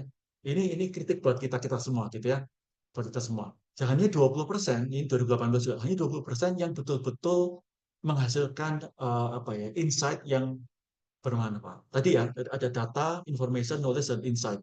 Data itu mentah, dia tidak punya makna, harus dikumpulkan dulu dengan data-data lain, lalu diberikan wadah, baru bisa diinterpretasi. Oh, saya IP-nya bagus, saya IP-nya jelek. Kenapa? Karena tidak hanya saya sendiri, tapi ada teman-teman di sekitar saya yang saya tahu IP mereka, dan akhirnya kami kumpulkan dalam satu tempat namanya tabel perbandingan. Saya di posisi keberapa? Oh, saya posisi nomor 1, sangat baik. Saya posisi kelima, saya dari 10, lumayan gitu ya. Saya posisi ke 9 dari 10, butuh perbaikan. Jadi apa namanya eh, bahwa kita bisa apa namanya, menginterpretasi itu adalah informasi. Jadi informasi selalu nggak bisa cuma satu angka ya. Informasi itu kumpulan angka karena beberapa data dikumpulkan. Nah, lalu knowledge itu artinya apa? Knowledge adalah informasi yang diinterpretasi lebih lanjut, yang diambil tindakan, diambil kesimpulan. Uh, Knowledge itu berisi insight tadi gitu ya. Bahwa kalau oh ternyata penjualan kita kok kecil-kecil ya, ayo mari kita jual paket. Jadi paket apa? Paket makanan dan minuman. Itu namanya adalah insight. Ting gitu ya, ada muncul ide kita jual Indomie sama sama apa namanya? Sama es teh manis. Nanti harga lebih murah daripada beli Indomie sendiri atau beli es teh manis sendiri. Mungkin es teh manis tambah pecel gitu ya, maka es teh manisnya tetap harganya. Tapi kalau es teh manis sama Indomie, es teh manisnya ada Indomie yang jadi lebih murah. Misal seperti itu. Ini namanya insight ting gitu ya. Kelihatannya tahun hanya 2018 gitu ya.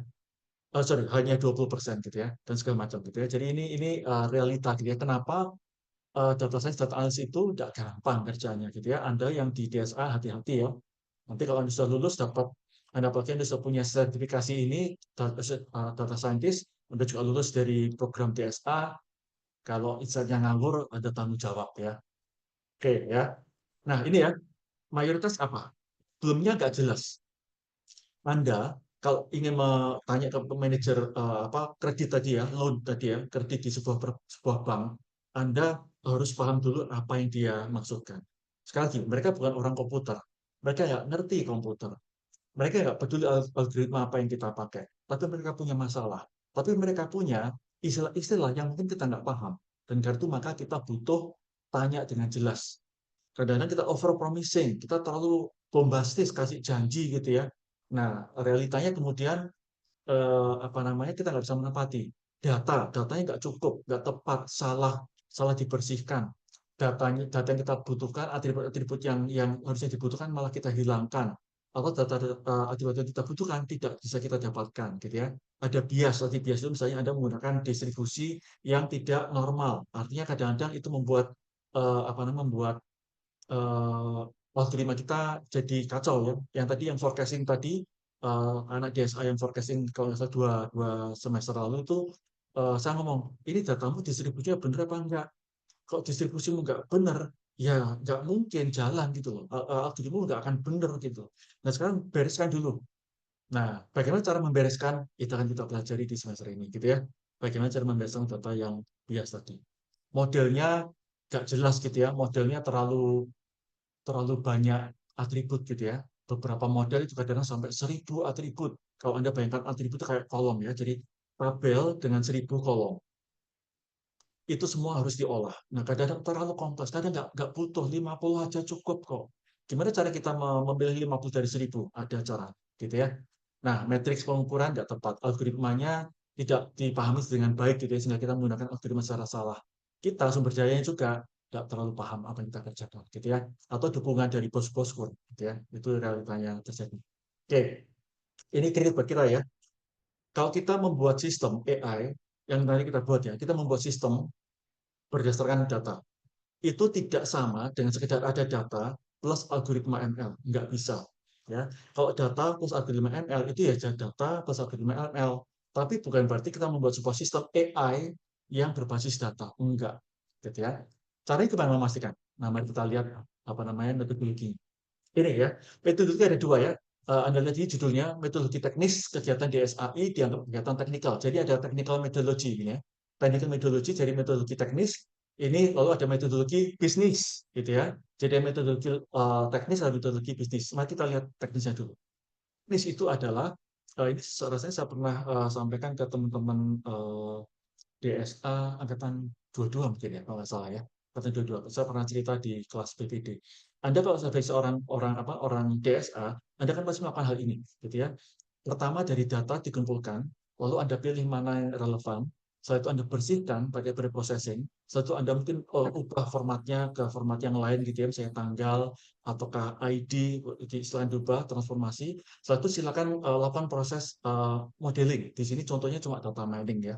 Lalu proses modeling menggunakan data mining.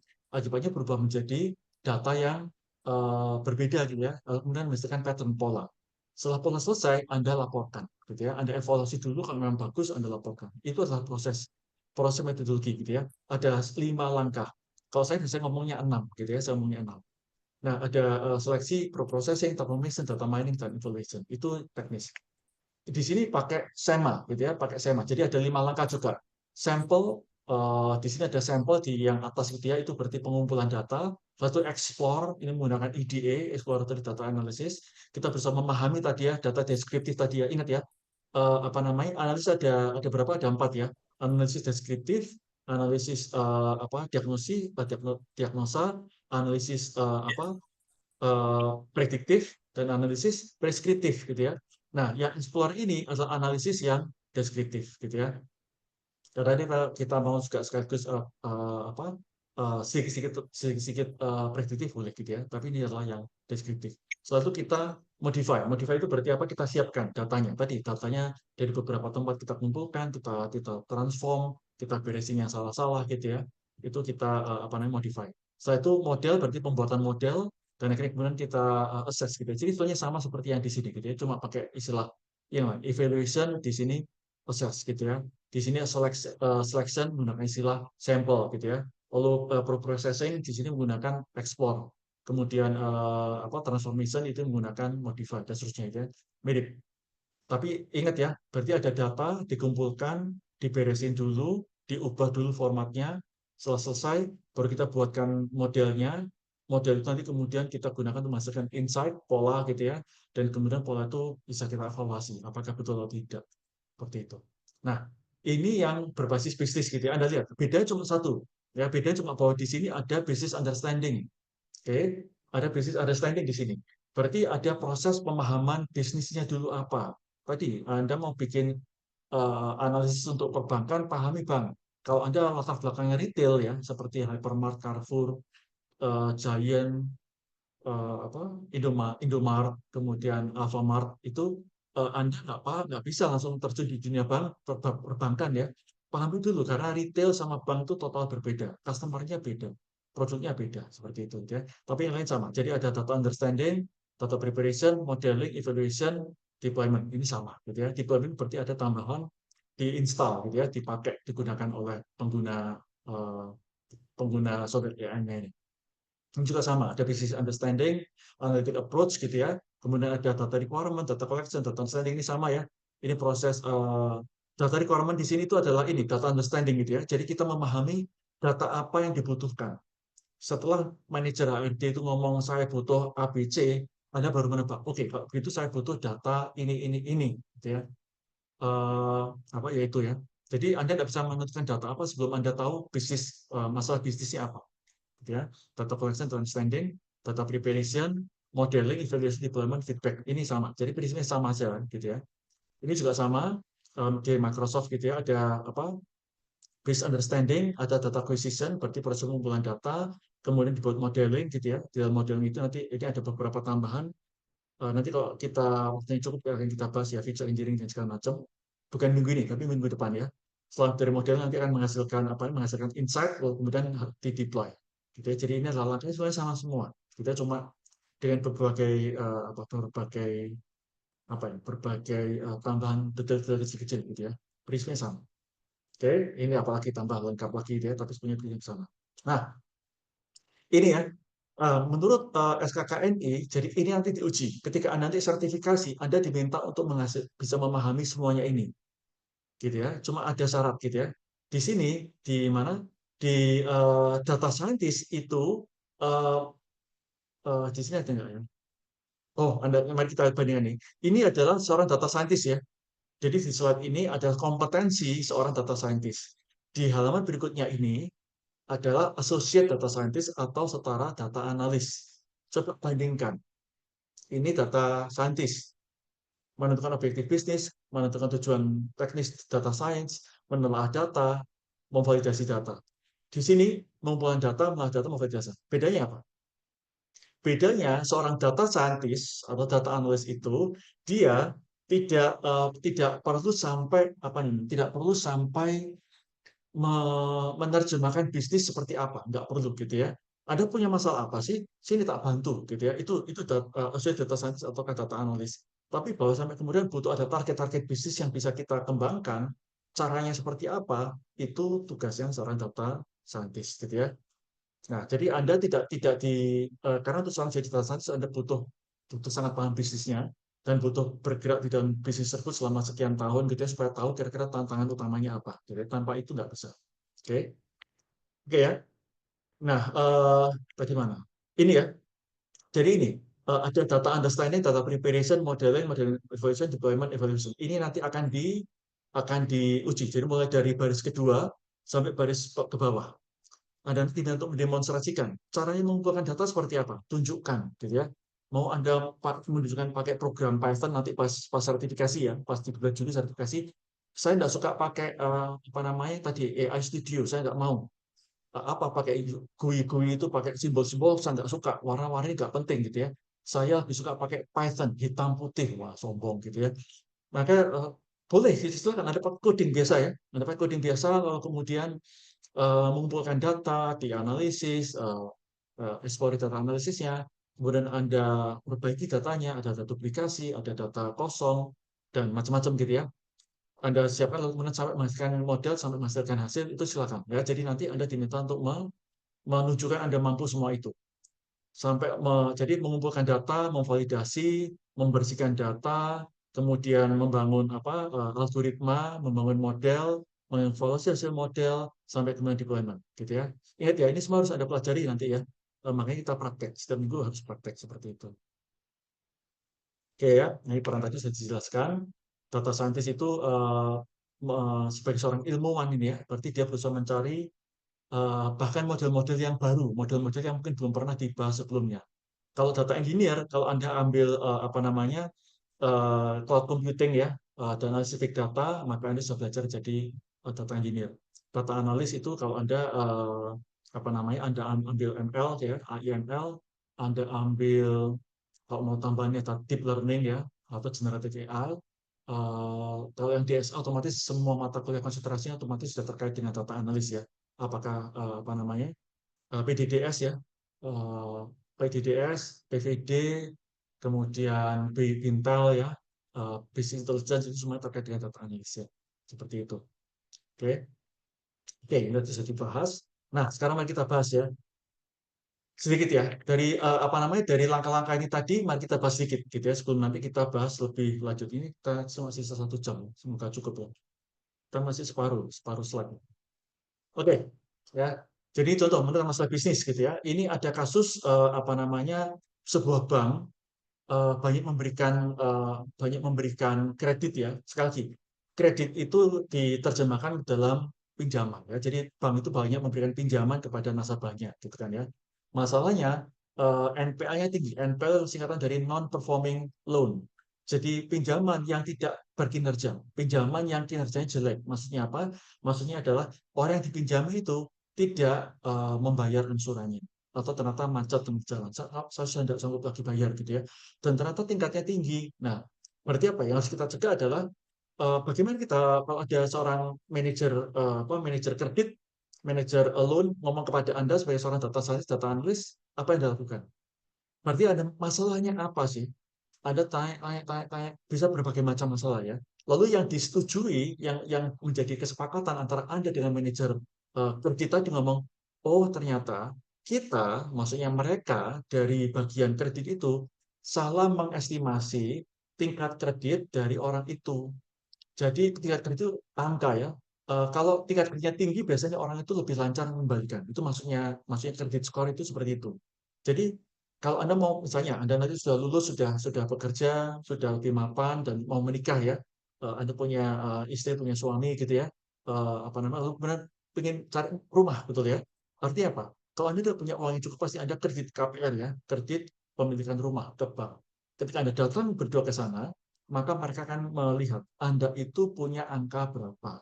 Nah, biasanya kemudian bagian kredit akan berusaha mengestimasi, oh angkanya 600, angkanya 800, angkanya 300 gitu kan. Itu estimasi ya. Kalau estimasinya salah, dia diberi angka yang tinggi, dikasihlah kredit sama si bank, ternyata gagal bayar gitu kan. Nah, seperti itu. Jadi itu adalah proses kita memahami. Kita jangan terlalu buru-buru mengambil asumsi. Kita selalu tanya, tanya, tanya, dan tanya gitu ya. Kita tanya masalahnya apa, kenapa kok menurut Anda itu masalah, apakah itu terjadi hanya sekali saja atau berulang kali, eh, apa namanya, apakah tidak ada proses evaluasi dari kegagalan masa lalu, apa yang Anda putuskan, tanya tuh sampai kemudian, oh ternyata masalahnya adalah ini, gitu ya, seperti itu. Ingat ya tadi ya, contohnya ya, apa namanya, 85% apa namanya, analisis itu dianggap gagal, ya, diprediksi gagal tahun 2018. 85% itu betul-betul terlalu tinggi, gitu ya. Kalau Anda naik pesawat gitu ya, 85% pesawatnya jatuh di tengah jalan, gimana coba? Bingung nggak kan ya? Nah, itu masalah kita kadang-kadang, nggak apa-apa lah, cuma gitu. Tapi berarti menimbulkan kerugian terlalu banyak gitu ya. Hidup kita membawa banyak masalah buat orang lain gitu maksudnya gitu ya. Bertobatlah kita gitu ya. Dan menentukan tugas. Nah, sekarang begini. Oke, setelah kita tahu masalahnya apa, mari kita tentukan. Oke, kalau gitu butuh untuk menjawab tadi butuh analisis model seperti apa? Apakah regresi, ataukah klasifikasi, ataukah clustering, ataukah asosiasi gitu ya. Ini tidak akan saya bahas terlalu dalam karena nanti kita akan bahas sambil jalan di minggu-minggu berikutnya gitu ya. Tapi tentukan kira-kira pendekatan apa? Apakah butuh klasifikasi, ataukah mungkin forecasting, ya, estimasi, ataukah mungkin dia clustering, ataukah asosiasi gitu ya, dan mana. Setelah selesai, maka kemudian tentukan bagaimana mengukurnya. Nanti kita minggu-minggu berikutnya akan kita melihat ada beberapa matriks ya. Matriks itu ukuran gitu ya, bukan meter ya, beda. Ini matriks, matriks adalah ukuran. Bagaimana kita mengukur bahwa hasil analisis kita itu bagus, bisa dipercaya, akurat, gitu ya. Dan itu nanti ada ini Anda di depan itu ada banyak apa banyak matriksnya ya, RMSE paling paling populer, MAPE, R-square, Jakarta Index, log loss dan segala macam itu ya. Precision recall F1 score juga cukup populer. Oke. Oke, nah ini apa namanya diputuskan ya menurunkan NPL sebuah bank dengan memperbaiki perhitungan kredit skor. Ini pakai klasifikasi, artinya kalau nasabah yang mau pinjam itu mau kita klasifikasikan dia itu bisa dipercaya atau tidak, nanti kembalikan pinjamannya gitu ya. Kalau performance rating pakai Evan score, ini biasa ya klasifikasi pakai Evan score ya, seperti itu. Data yang dibutuhkan sekarang, oke, apa namanya, data nasabah, sejarah peminjaman, penghasilan, misalnya begitu ya, jumlahnya berapa dari 3 tahun terakhir misalnya gitu. Jadi misalnya data rekening koran 3 tahun terakhir, atau misalnya lalu kemudian eh, rekening gaji 1 tahun terakhir misalnya seperti gitu ya. Dapat dari mana? Macam-macam. Dari sistem internal, eksternal, publik, itu ya bisa kita. Nanti kita akan bahas minggu depan. Bagaimana kita mengumpulkan data. Oke, lalu menggunakan CDA gitu ya. Apakah proyek nanti akan menghasilkan sesuatu? Jangan-jangan nanti Anda sudah pahami tadi ya. Sorry. harus satu melakukan proses ini, tapi ternyata Anda melakukan analisis ternyata programnya terlalu ini, algoritmanya terlalu kompleks, datanya terlalu banyak. Saya baru saja ngobrol tadi pagi dengan dari dosen-dosen dari non IT ya, saya ngomong sama mereka yang lagi rame sekarang DeepSeek gitu ya, dari China gitu ya, dengan DeepSeek versi R1-nya gitu ya. Dia dia heboh bukan karena kualitasnya sebetulnya gitu ya, karena kualitasnya itu sama gitu ya, memang dia ada lebih bagus sedikit daripada ChatGPT, ada yang lebih jelek sedikit dari ChatGPT ya.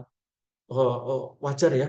Tapi ChatGPT itu dia membutuhkan dana sekitar kalau nggak salah sekitar sekian triliun gitu ya untuk menghasilkan ChatGPT itu. Yang kalau kita masuk ke website kita tanya-tanya kasih jawaban itu loh. Maka OpenAI itu butuh dana triliunan untuk mentraining, untuk mengumpulkan data, setelah itu membuat model yang tepat, proses training itu butuh dana triliunan. Tapi apa namanya? eh, DeepSeek itu cuma butuh dana berapa? 500 juta, betul ya? 500 juta, saya lupa. Jauh lebih kecil gitu ya, jauh lebih kecil. Nah, itu yang kemudian apa namanya eh, menjadi heboh gitu ya. Kenapa dengan model yang dibuat oleh DeepSeek ternyata hanya butuh dana jauh lebih kecil. Nah, ini CPA ya, cost benefit analysis. Kalau saya misalnya, kalau Anda sekarang gitu ya, mau bikin program AI, lalu Anda bikin model gitu ya, dananya kira-kira 5 miliar. Kira-kira Anda mau jalan nggak? Gitu ya. Berarti biaya ya. Jangan asal-asal jalan, hitung biayanya gitu ya. Lalu situation assessment. Misalnya gimana? Butuh nggak? Mampu nggak membiayai? Gitu ya. Itu namanya situation assessment. Project plan, BPS. Nanti Anda akan belajar apa namanya manajemen proyek ya di semester-semester depan ya. Kita siapa yang melakukan A, siapa yang melakukan B, kegiatannya apa saja, itu tolong bikin dulu. Gitu ya. Itu namanya project planning ya. Itu pelajari di mata kuliah manajemen proyek nanti. Oke, ya. Nah, setelah itu Anda mulai mengumpulkan data, menelaah data. Nanti kita lakukan beberapa minggu ya. Minggu depan kita akan mengumpulkan data, sambil nanti kalau sudah sempat masuk menelaah data. Setelah itu minggu depan lagi memvalidasi data. Jadi kita bertahap gitu ya. Setelah itu kemudian ada apa namanya, ini contoh ya, ini contoh. Kenapa kok kita perlu mengumpulkan, menelaah, dan memvalidasi? Karena kalau datanya salah, yang kita kumpulkan salah, maka hasilnya pasti salah. Ini contoh yang terkenal gitu ya. Mungkin nanti juga pernah dengar ceritanya. Ini ada sebuah pesawat ya di Perang Dunia Kedua. Apa namanya, banyak tentara sekutu itu pesawatnya ditembak tentara Jerman gitu ya. Lalu jatuh, nggak kembali lagi ke pangkalan gitu ya.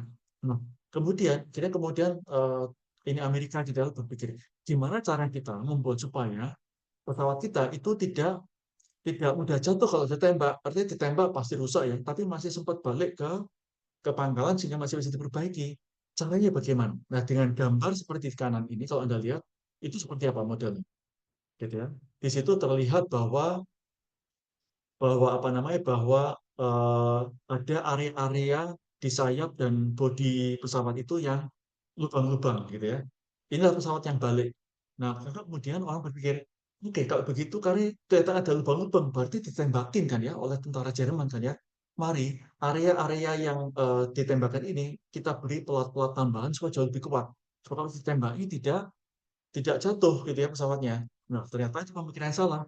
Nah, justru kita lihat, justru pesawat yang kembalilah yang ketika ditembakin itu dia di area-area itu dia masih kembali. Tapi berarti apa? Pesawat-pesawat yang ditembaki yang bukan di area itu, jadi di area yang putih-putih ya, di area yang putih-putih itu ketika ditembakin oleh tentara Jerman, itu justru nggak pernah balik gitu loh. Yang rusak semua, yang pilotnya mungkin ditangkap atau mungkin meninggal gitu ya. Justru mereka lah yang di area-area putih yang ditembakin. Maka yang diperkuat, yang dikasih pola tambahan, justru adalah area-area yang putih saat ini. Karena berarti mereka sudah bisa balik gitu loh, gitu ya. Jadi itu adalah berarti apa? Berarti data apa yang kita kumpulkan? Kalau data yang kita kumpulkan salah, gitu ya, apa namanya, eh, pemahaman kita tentang data itu salah, maka kita akan menghasilkan kesimpulan yang salah. Seperti gitu ya. Nah, ini jumlah data, deskripsi data, kita minta untuk menentukan gitu kan. Lalu perlu ada visualisasi, kadang-kadang EDA ya, exploratory data analysis, nanti kita akan bahas juga gitu kan. Ada beberapa data numerical, continuous, ada data categorical, discrete, gitu ya. Ada beberapa metode gitu ya. Jadi kita bahas minggu-minggu berikutnya. Validasi, datanya punya kualitas apa enggak, kita pakai korelasi gitu ya, pakai visualisasi. Data mana perlu kita simpan, data mana perlu kita buang gitu ya, menggunakan korelasi misalnya seperti itu.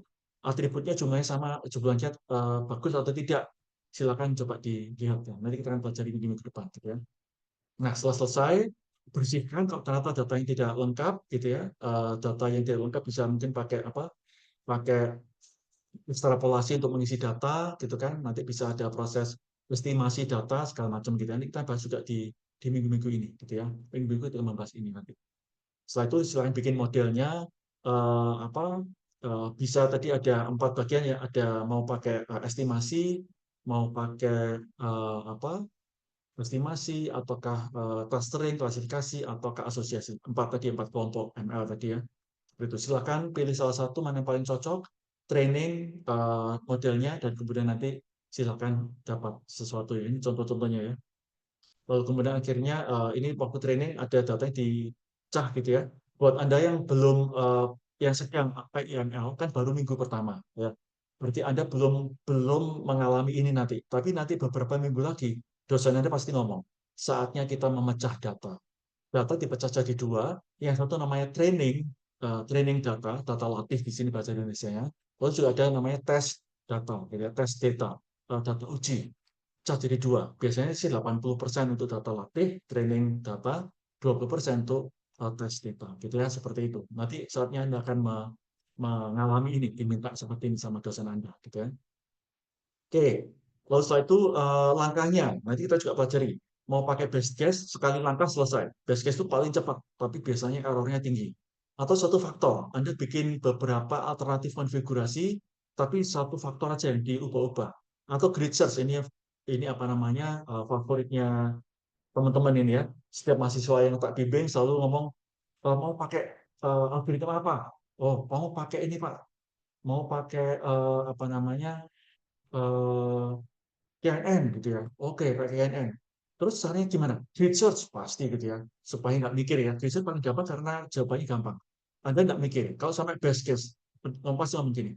Kalau Anda best case, berarti cuma nyoba sekali loh ya. Apa pertimbangan Anda memilih parameter itu? Kan cuma sekali ya. Jadi misalnya, parameter X itu isinya 10. Udah gitu ya. Bukan 11, bukan 12, bukan 9, bukan 8, 10. Kenapa 10? Jawabnya kan susah gitu ya. Tapi grid search artinya apa? Semua kombinasi dicoba. Wah, dari yang angka kecil sampai angka paling tinggi dicoba satu-satu gitu ya. Ada 5 kombinasi, mari kita coba 5 kombinasi semuanya gitu ya. Jadi makanya namanya grid search. Mana yang nyantol biar itu yang diproses gitu ya. Membangun model nanti kita akan juga latihan. Anda bisa pakai program tadi ya, Anda bisa pakai program Python, eh, apa namanya.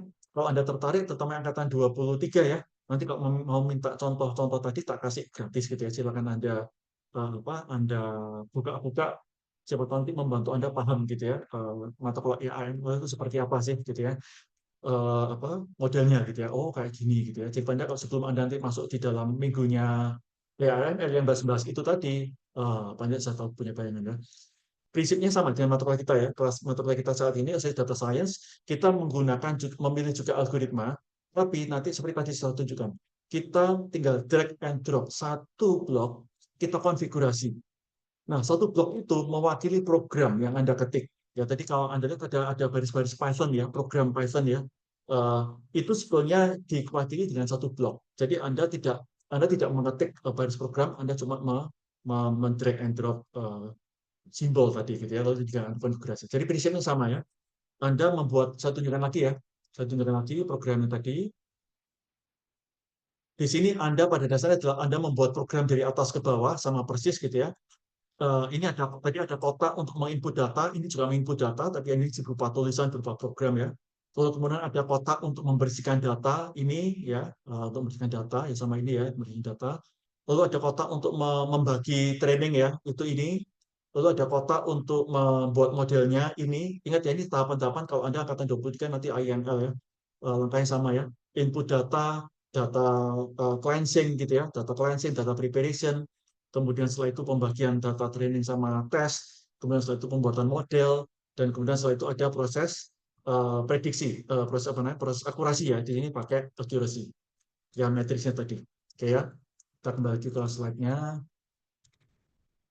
Oke ya, itu ya. Jadi menghasilkan model dengan teknik ML algoritma tadi, kemudian setelah itu kita training, lalu kita ukur kira-kira ini bagus apa enggak. Ini nggak akan saya jelaskan hari ini, karena nanti akan ada minggu di mana kita membahas ini secara khusus gitu ya. Bagaimana mengukur hasil analisis kita, model yang kita buat nanti kualitasnya bagus apa enggak. Oke, model gitu ya.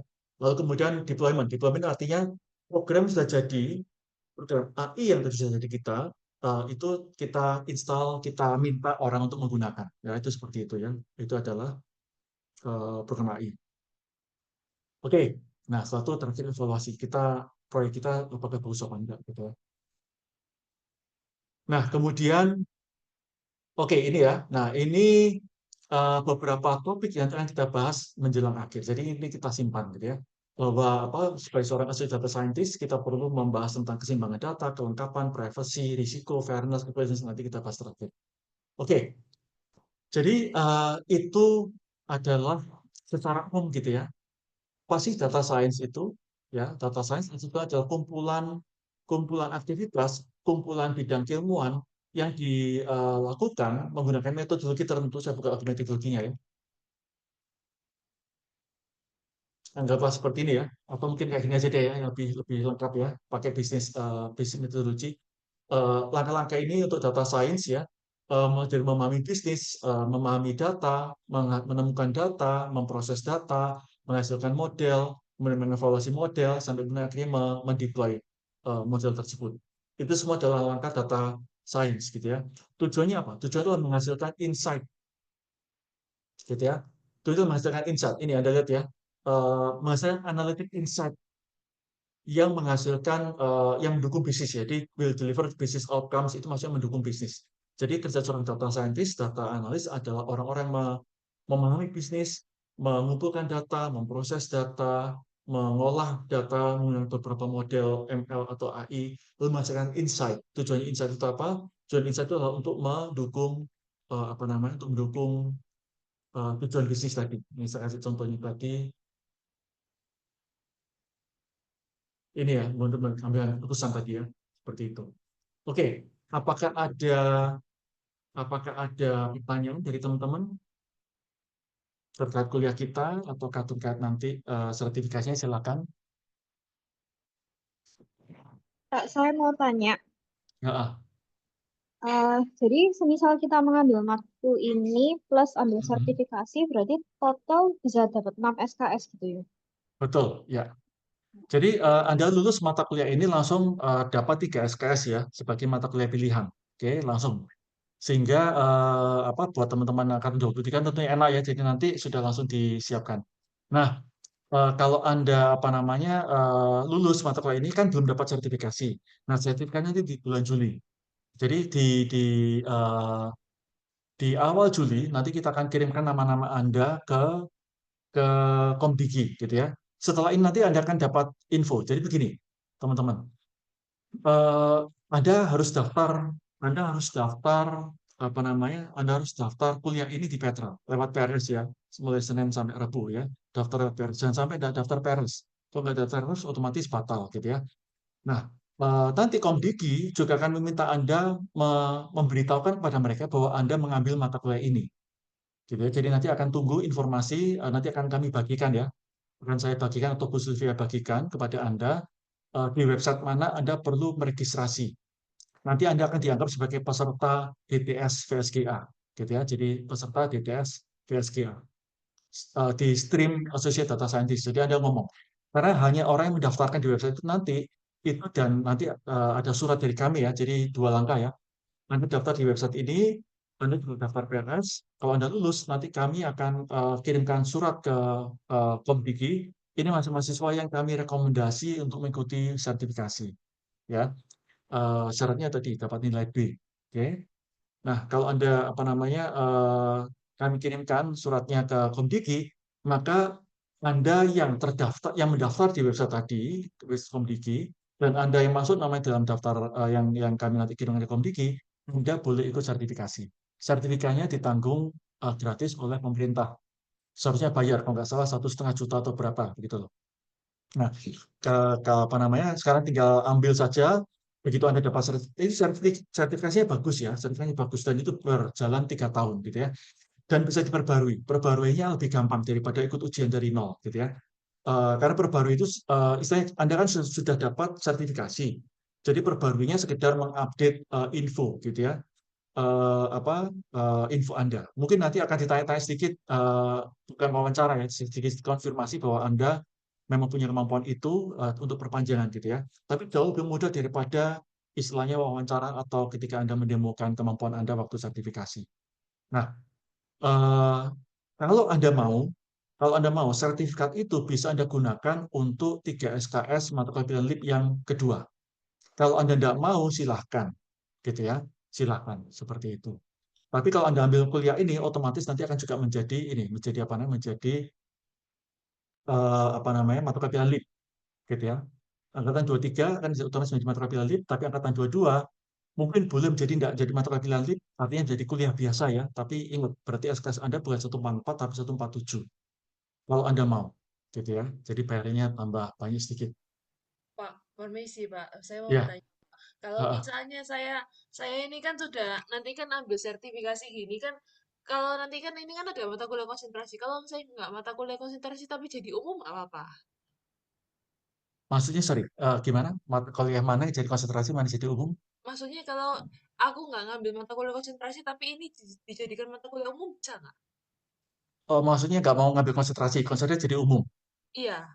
Oh ya silakan. Malah itu beberapa teman memilih seperti itu. Eh, Hari Rabu pagi, saya ketemu satu teman angkatan 22 kalau nggak salah. Ah, Saya puji gitu ya. Dia datang ke saya, tanya, Pak, saya mau ngobrol tentang mata konsentrasi, mata pilihan seperti apa. Dia minta masukan saya, gitu ya. Nah, saya tanya, lalu kamu ambil konsentrasi apa? Saya konsentrasi umum, gitu ya. Jadi dia kalau nggak salah, saya lupa ya. Dua itu ngambil dari konsentrasi DSA, ada dari konsentrasi IELTS ya, ada yang dari SIB, dia mau ngambil technical ERP dari SIB, dia ngambil 2 mata kuliah dari DSA, dia ngambil 1 pemrograman aplikasi berbasis Android, kalau nggak salah, PABA ya. Dia ngambil PABA, dia ngambil 2 mata kuliah DSA, saya lupa apa saja, ngambil technical ERP, lalu dia tanya, yang lain itu apa? Gitu ya. Nah, terus terang, apa namanya, waktu saya melihat pilihan-pilihan konsentrasinya itu, mata konsentrasinya saya puji dia, gitu ya. Bagus, gitu ya, karena entah nggak tahu gimana dia dapat insight seperti apa, tapi mata kuliah konsentrasi yang dia pilih yang membuat dia jadi konsentrasi umum ya. Tapi mata yang dia pilih itu buat saya pribadi itu adalah mata kuliah yang sangat berguna di masa depan. Saya nggak tahu dia dapat insight dari mana, tapi kan saya hidup di dunia komputer, di dunia IT gitu ya, di ah. dunia IT. Saya tahu kira-kira tren dunia IT seperti apa, dan dia ngambilnya itu kok ya bagus gitu loh. Tren ke depan itu data science itu akan semakin meningkat. Dia ambil 2 mata kuliah itu. Lalu Gitu. kemudian ternyata dia juga ngambil PABA, pemrograman aplikasi berbasis Android. Nah, kenapa? Karena nanti dia bekerja di perusahaan, siapa tahu dia diminta membuat aplikasi mobile, dia sudah bisa gitu. Dan dia juga ambil technical ERP di SIP gitu ya. Hampir seluruh perusahaan di Indonesia akan menggunakan ERP. Dan dia sudah belajar itu sejak kuliah. Makanya, wah kok hebat ini ya si Mas ini luar biasa gitu. Saya langsung, kamu bagus. Dia memang, tapi nanti memang transkripnya nggak keluar konsentrasi ya umum ya, tapi buat saya daripada label itu saya pribadi ya, mungkin dosen lain mungkin nggak setuju, nggak apa-apa gitu ya. Buat saya pribadi lebih baik saya punya kemampuan yang cocok buat nanti saya siap kalau sudah lulus bekerja di bidang-bidang yang akan jadi tren masa depan daripada saya punya label gitu ya. Iya. Terus Tapi mari gitu. itu saya ya. Mm-mm. Oke, terus mari gitu Pak. Nanti kalau misalnya saya mata kuliah konsentrasinya umum gitu, saya boleh kerja lewat sertifikasi nggak? Kan ilmunya tuh lebih, prakteknya tuh di sertifikasi sih kalau menurut saya. Mm-mm. Boleh Jadi nggak? masnya gimana? Jadinya kalau udah mata kuliah yang konsentrasi umum ini, aku kejar lewat sertifikasi gitu. Nggak kuliah secara onsite gitu loh. Kuliah sertifikasi. Sertifikasi hanya bisa diterjemahkan ke 2 mata kuliah pilihan LIP. Mata kuliah konsentrasi nggak boleh dari sertifikasi ya, nggak boleh. Karena gini, apa namanya, eh, ketika kita mengambil sertifikasi biasanya cukup sempit, yaitu perlu hati-hati ya. Kalau kita mengambil sertifikasi apapun, biasanya dia cukup sempit. Sementara materi yang diajarkan di mata kuliah konsentrasi secara umum itu biasanya lebih lebih lebar dan terus lebih berat bobotnya, gitu ya. Apa namanya? Ambil contoh gitu ya. Anda mau sertifikasi Business Android Intelligence. pengembangan. Kenapa? Sorry. Sertifikasi BI saya sudah dapat gitu, Pak. Oke, konsentrasi BI, oke ya. Oke, nah konsentrasi BI.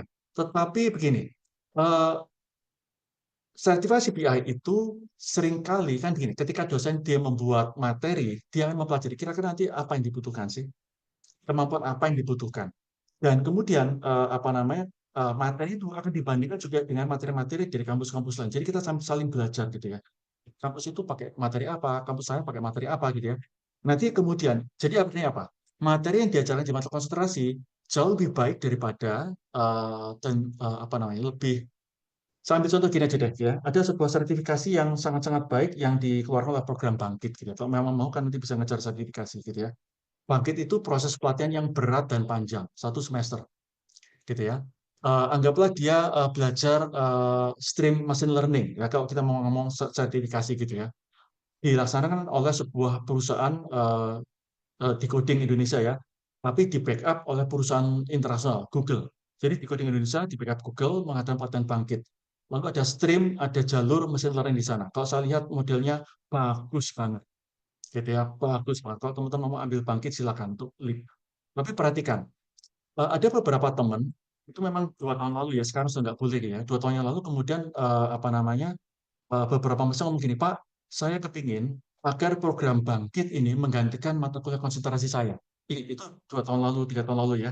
Sekarang sudah nggak boleh. Sekarang program Bangkit atau yang lain sertifikasi pelatihan apapun hanya boleh menggantikan mata kuliah LIP, gitu ya. Kalau Anda ambil Bangkit Apple Academy di Coding Camp, boleh 20 SKS LIP boleh langsung dikonversikan sekaligus, atau cuma 14 saja yang wajib, yang pilihannya terserah bebas, atau hanya kena mata kuliah pilihan saja. Yang wajibnya Anda ambil magang. Jadi Anda ngambil 2 kali ya. Anda ambil Bangkit sendiri, lalu Anda magang sendiri. Maka beberapa masih mengambil itu, silahkan. Tapi tidak boleh bangkit Apple dan segala macam dikonversikan seperti yang dulu ke mata kuliah konsentrasi. Kenapa? Karena saya ngomong langsung terus terang kepada mahasiswa yang ngambil mata kuliah konsentrasi, yang mengambil bangkit, yang dikonversikan ke mata kuliah konsentrasi dan wajib saat itu. Ngomong saya begini, oke, di stream machine learning, dari bangkit, dari apa namanya perusahaan internasional, yaitu Google, kita percaya kualitasnya. Dia ikut pelatihan dan diuji oleh ahli-ahli di bidang itu, di bidang machine learning-nya Google, betul ya?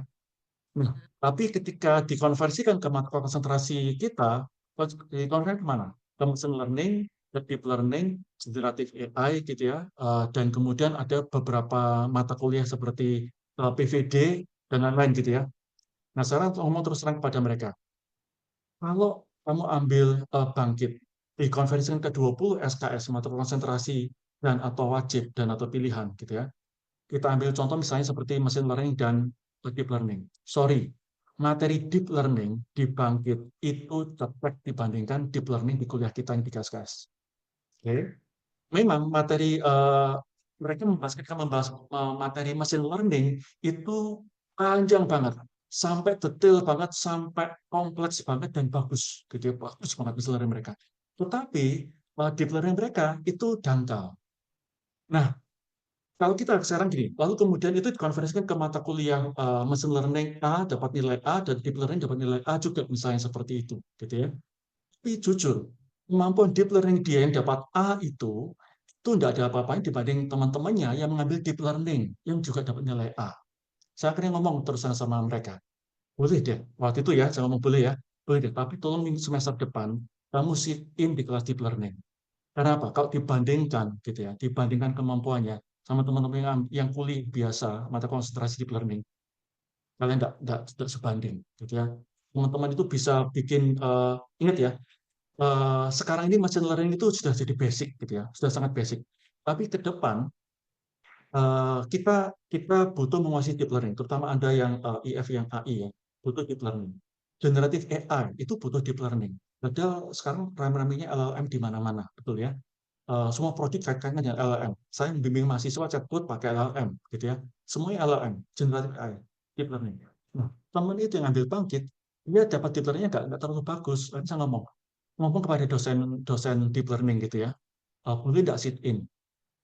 Nggak daftar PRS, nggak ikut ujian, cuma sit in, cuma dengar. Kenapa kok dia nggak perlu PRS, nggak perlu ujian? Karena dia sudah di semester sebelumnya, dia sudah dapat di transkripnya sudah keluar, di KS-nya sudah keluar deep learning, dapat nilai A tadi. Tapi sekarang teman tidak. Lalu juga kemudian di mana dibangkitkan diajari visualisasi data. Itu diajarin kita namanya mata kuliah presentasi dan visualisasi data (PVD) gitu ya.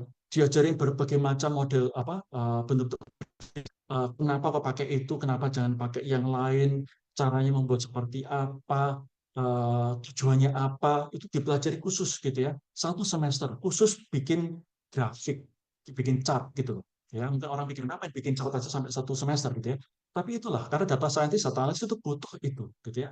Butuh paham itu. Yang lain nggak terlalu butuh, tapi sangat dibutuhkan. Nah, si teman-teman tadi yang ambil bangkit tadi dapat PVD katakanlah A gitu ya. Tapi sorry, materi PVD, materi analisis chart itu nggak ada apa-apanya dibanding teman-teman yang ngambil PVD. Jadi apa? Mereka dapat 20 SKS, tapi terus terang yang dianggap betul-betul pernah dengan kualitas A dari keahlian ya, kita nggak bicara nilai ya. Yang keahliannya bagus itu cuma mata kuliah ML, mata kuliah deep learning, generative AI, PVD, kemudian ada Manpro segala macam itu nggak setara. Nah, kemudian kita berpikir, kalau seperti ini, maka mahasiswa itu nggak akan bisa apa-apa gitu loh. Dia transkripnya bagus, dia ini 20 SKS ya, minimal kan cuma 3, berarti 17 SKS itu sebetulnya nggak terlalu dalam gitu loh. Tapi walaupun dapat nilai A, ya, karena nilai kita samakan semua ya. Kalau bangkitnya dia dapat nilai A, maka otomatis seluruh mata kuliah sama kayak lip Anda lah ya, lip Anda dapat nilai A, maka 14 SKS mata kuliah wajib langsung A semua, nggak kita pilih-pilih gitu ya, A semua. Sama kalau bangkit 12 SKS semua. Tapi saat kalian nggak bagus itu, makanya kemudian kita berpikir kalau seperti terus nggak bagus, nggak apa ya, mahasiswa nggak akan dapat apa-apa gitu loh. Nah, karena itu maka akhirnya berpikir seluruh pelatihan, seluruh sertifikasi hanya boleh dikonversikan ke mana, ke mata kuliah pilihan gitu ya, mata kuliah pilihan ya.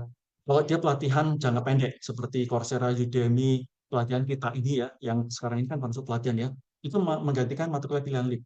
Tapi yang wajibnya hanya bisa digantikan oleh Bangkit, Apple Academy atau di Coding Camp saya lupa, DBS ya, DBS Foundation itu karena dia pelatihannya berat dan panjang gitu loh. Maka kita harus hargai, kita kasih 14 SKS tambahan, jadi lengkap 20. Tapi sudah Oke, nggak boleh lagi menggantikan mata konsentrasi, nggak imbang, serius nggak imbang. ya Mending makasih dia Pak. ambil mata kuliah konsentrasi biasa daripada ambil pelatihan.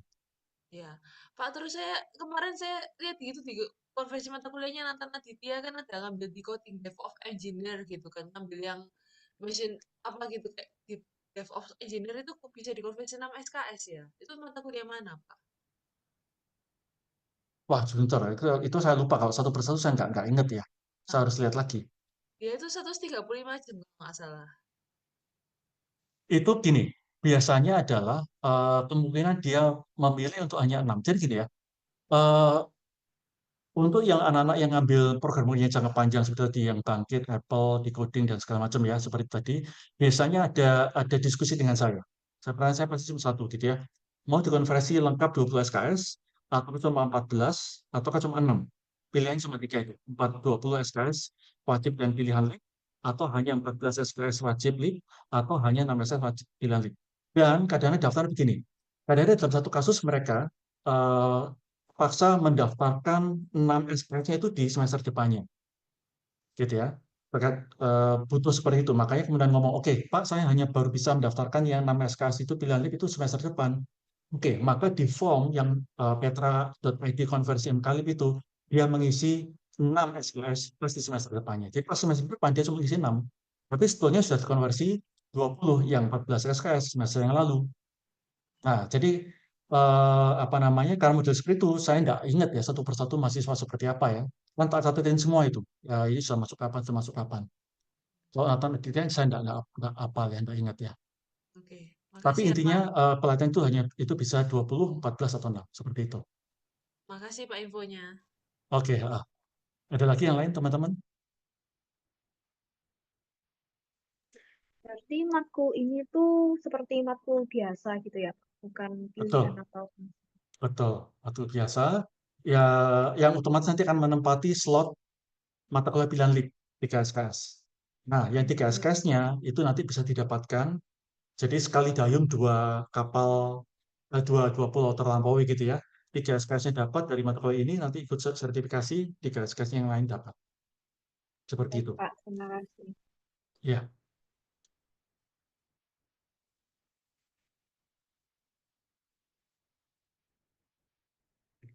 ada lagi yang bertanya? Nah, kalau nggak ada, ini saya tunjukkan ya program yang perlu Anda ambil. Sebentar, saya share yang lain dulu.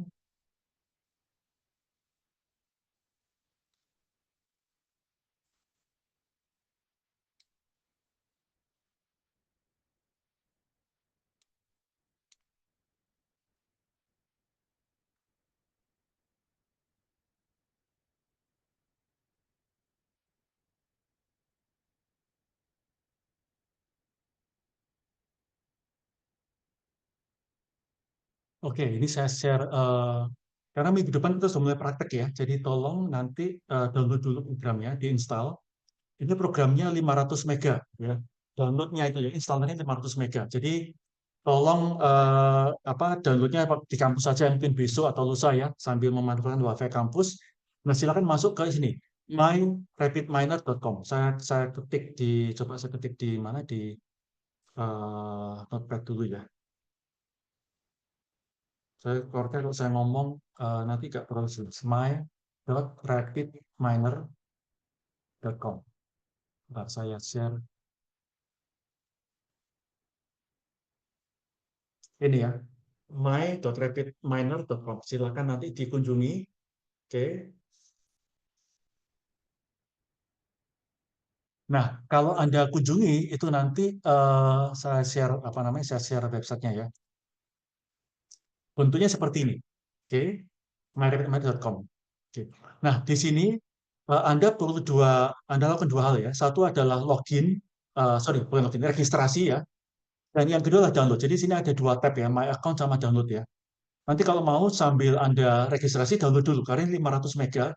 Jadi klik yang ini, yang Windows atau kayak yang Mac atau kayak yang Linux, terserah ya. Anda klik, nanti install seperti biasa. Nanti waktu install, nanti akan diminta untuk memasukkan login. Gitu ya. Nah, loginnya pilih yang RapidMiner. Jadi nanti ada dua pilihan. Satu namanya Alistair kalau salah ya. Bentar, namanya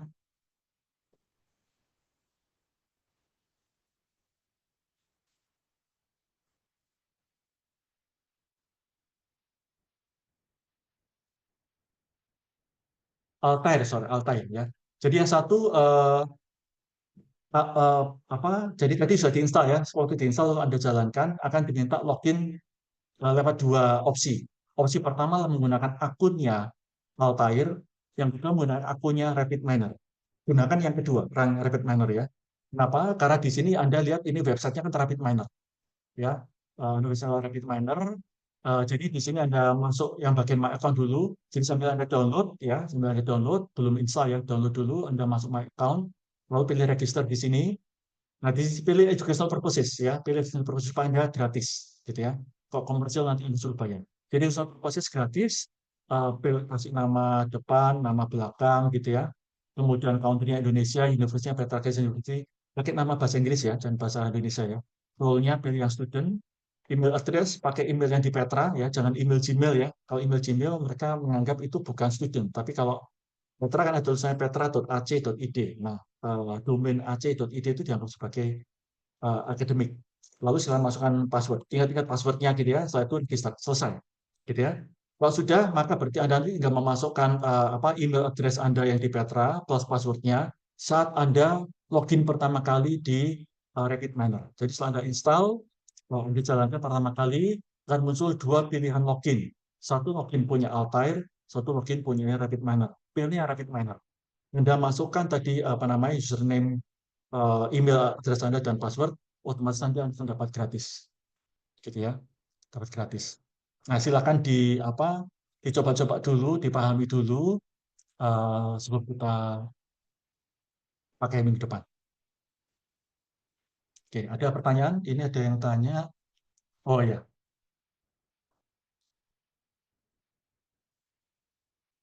ya. Ada lagi pertanyaan? Silakan.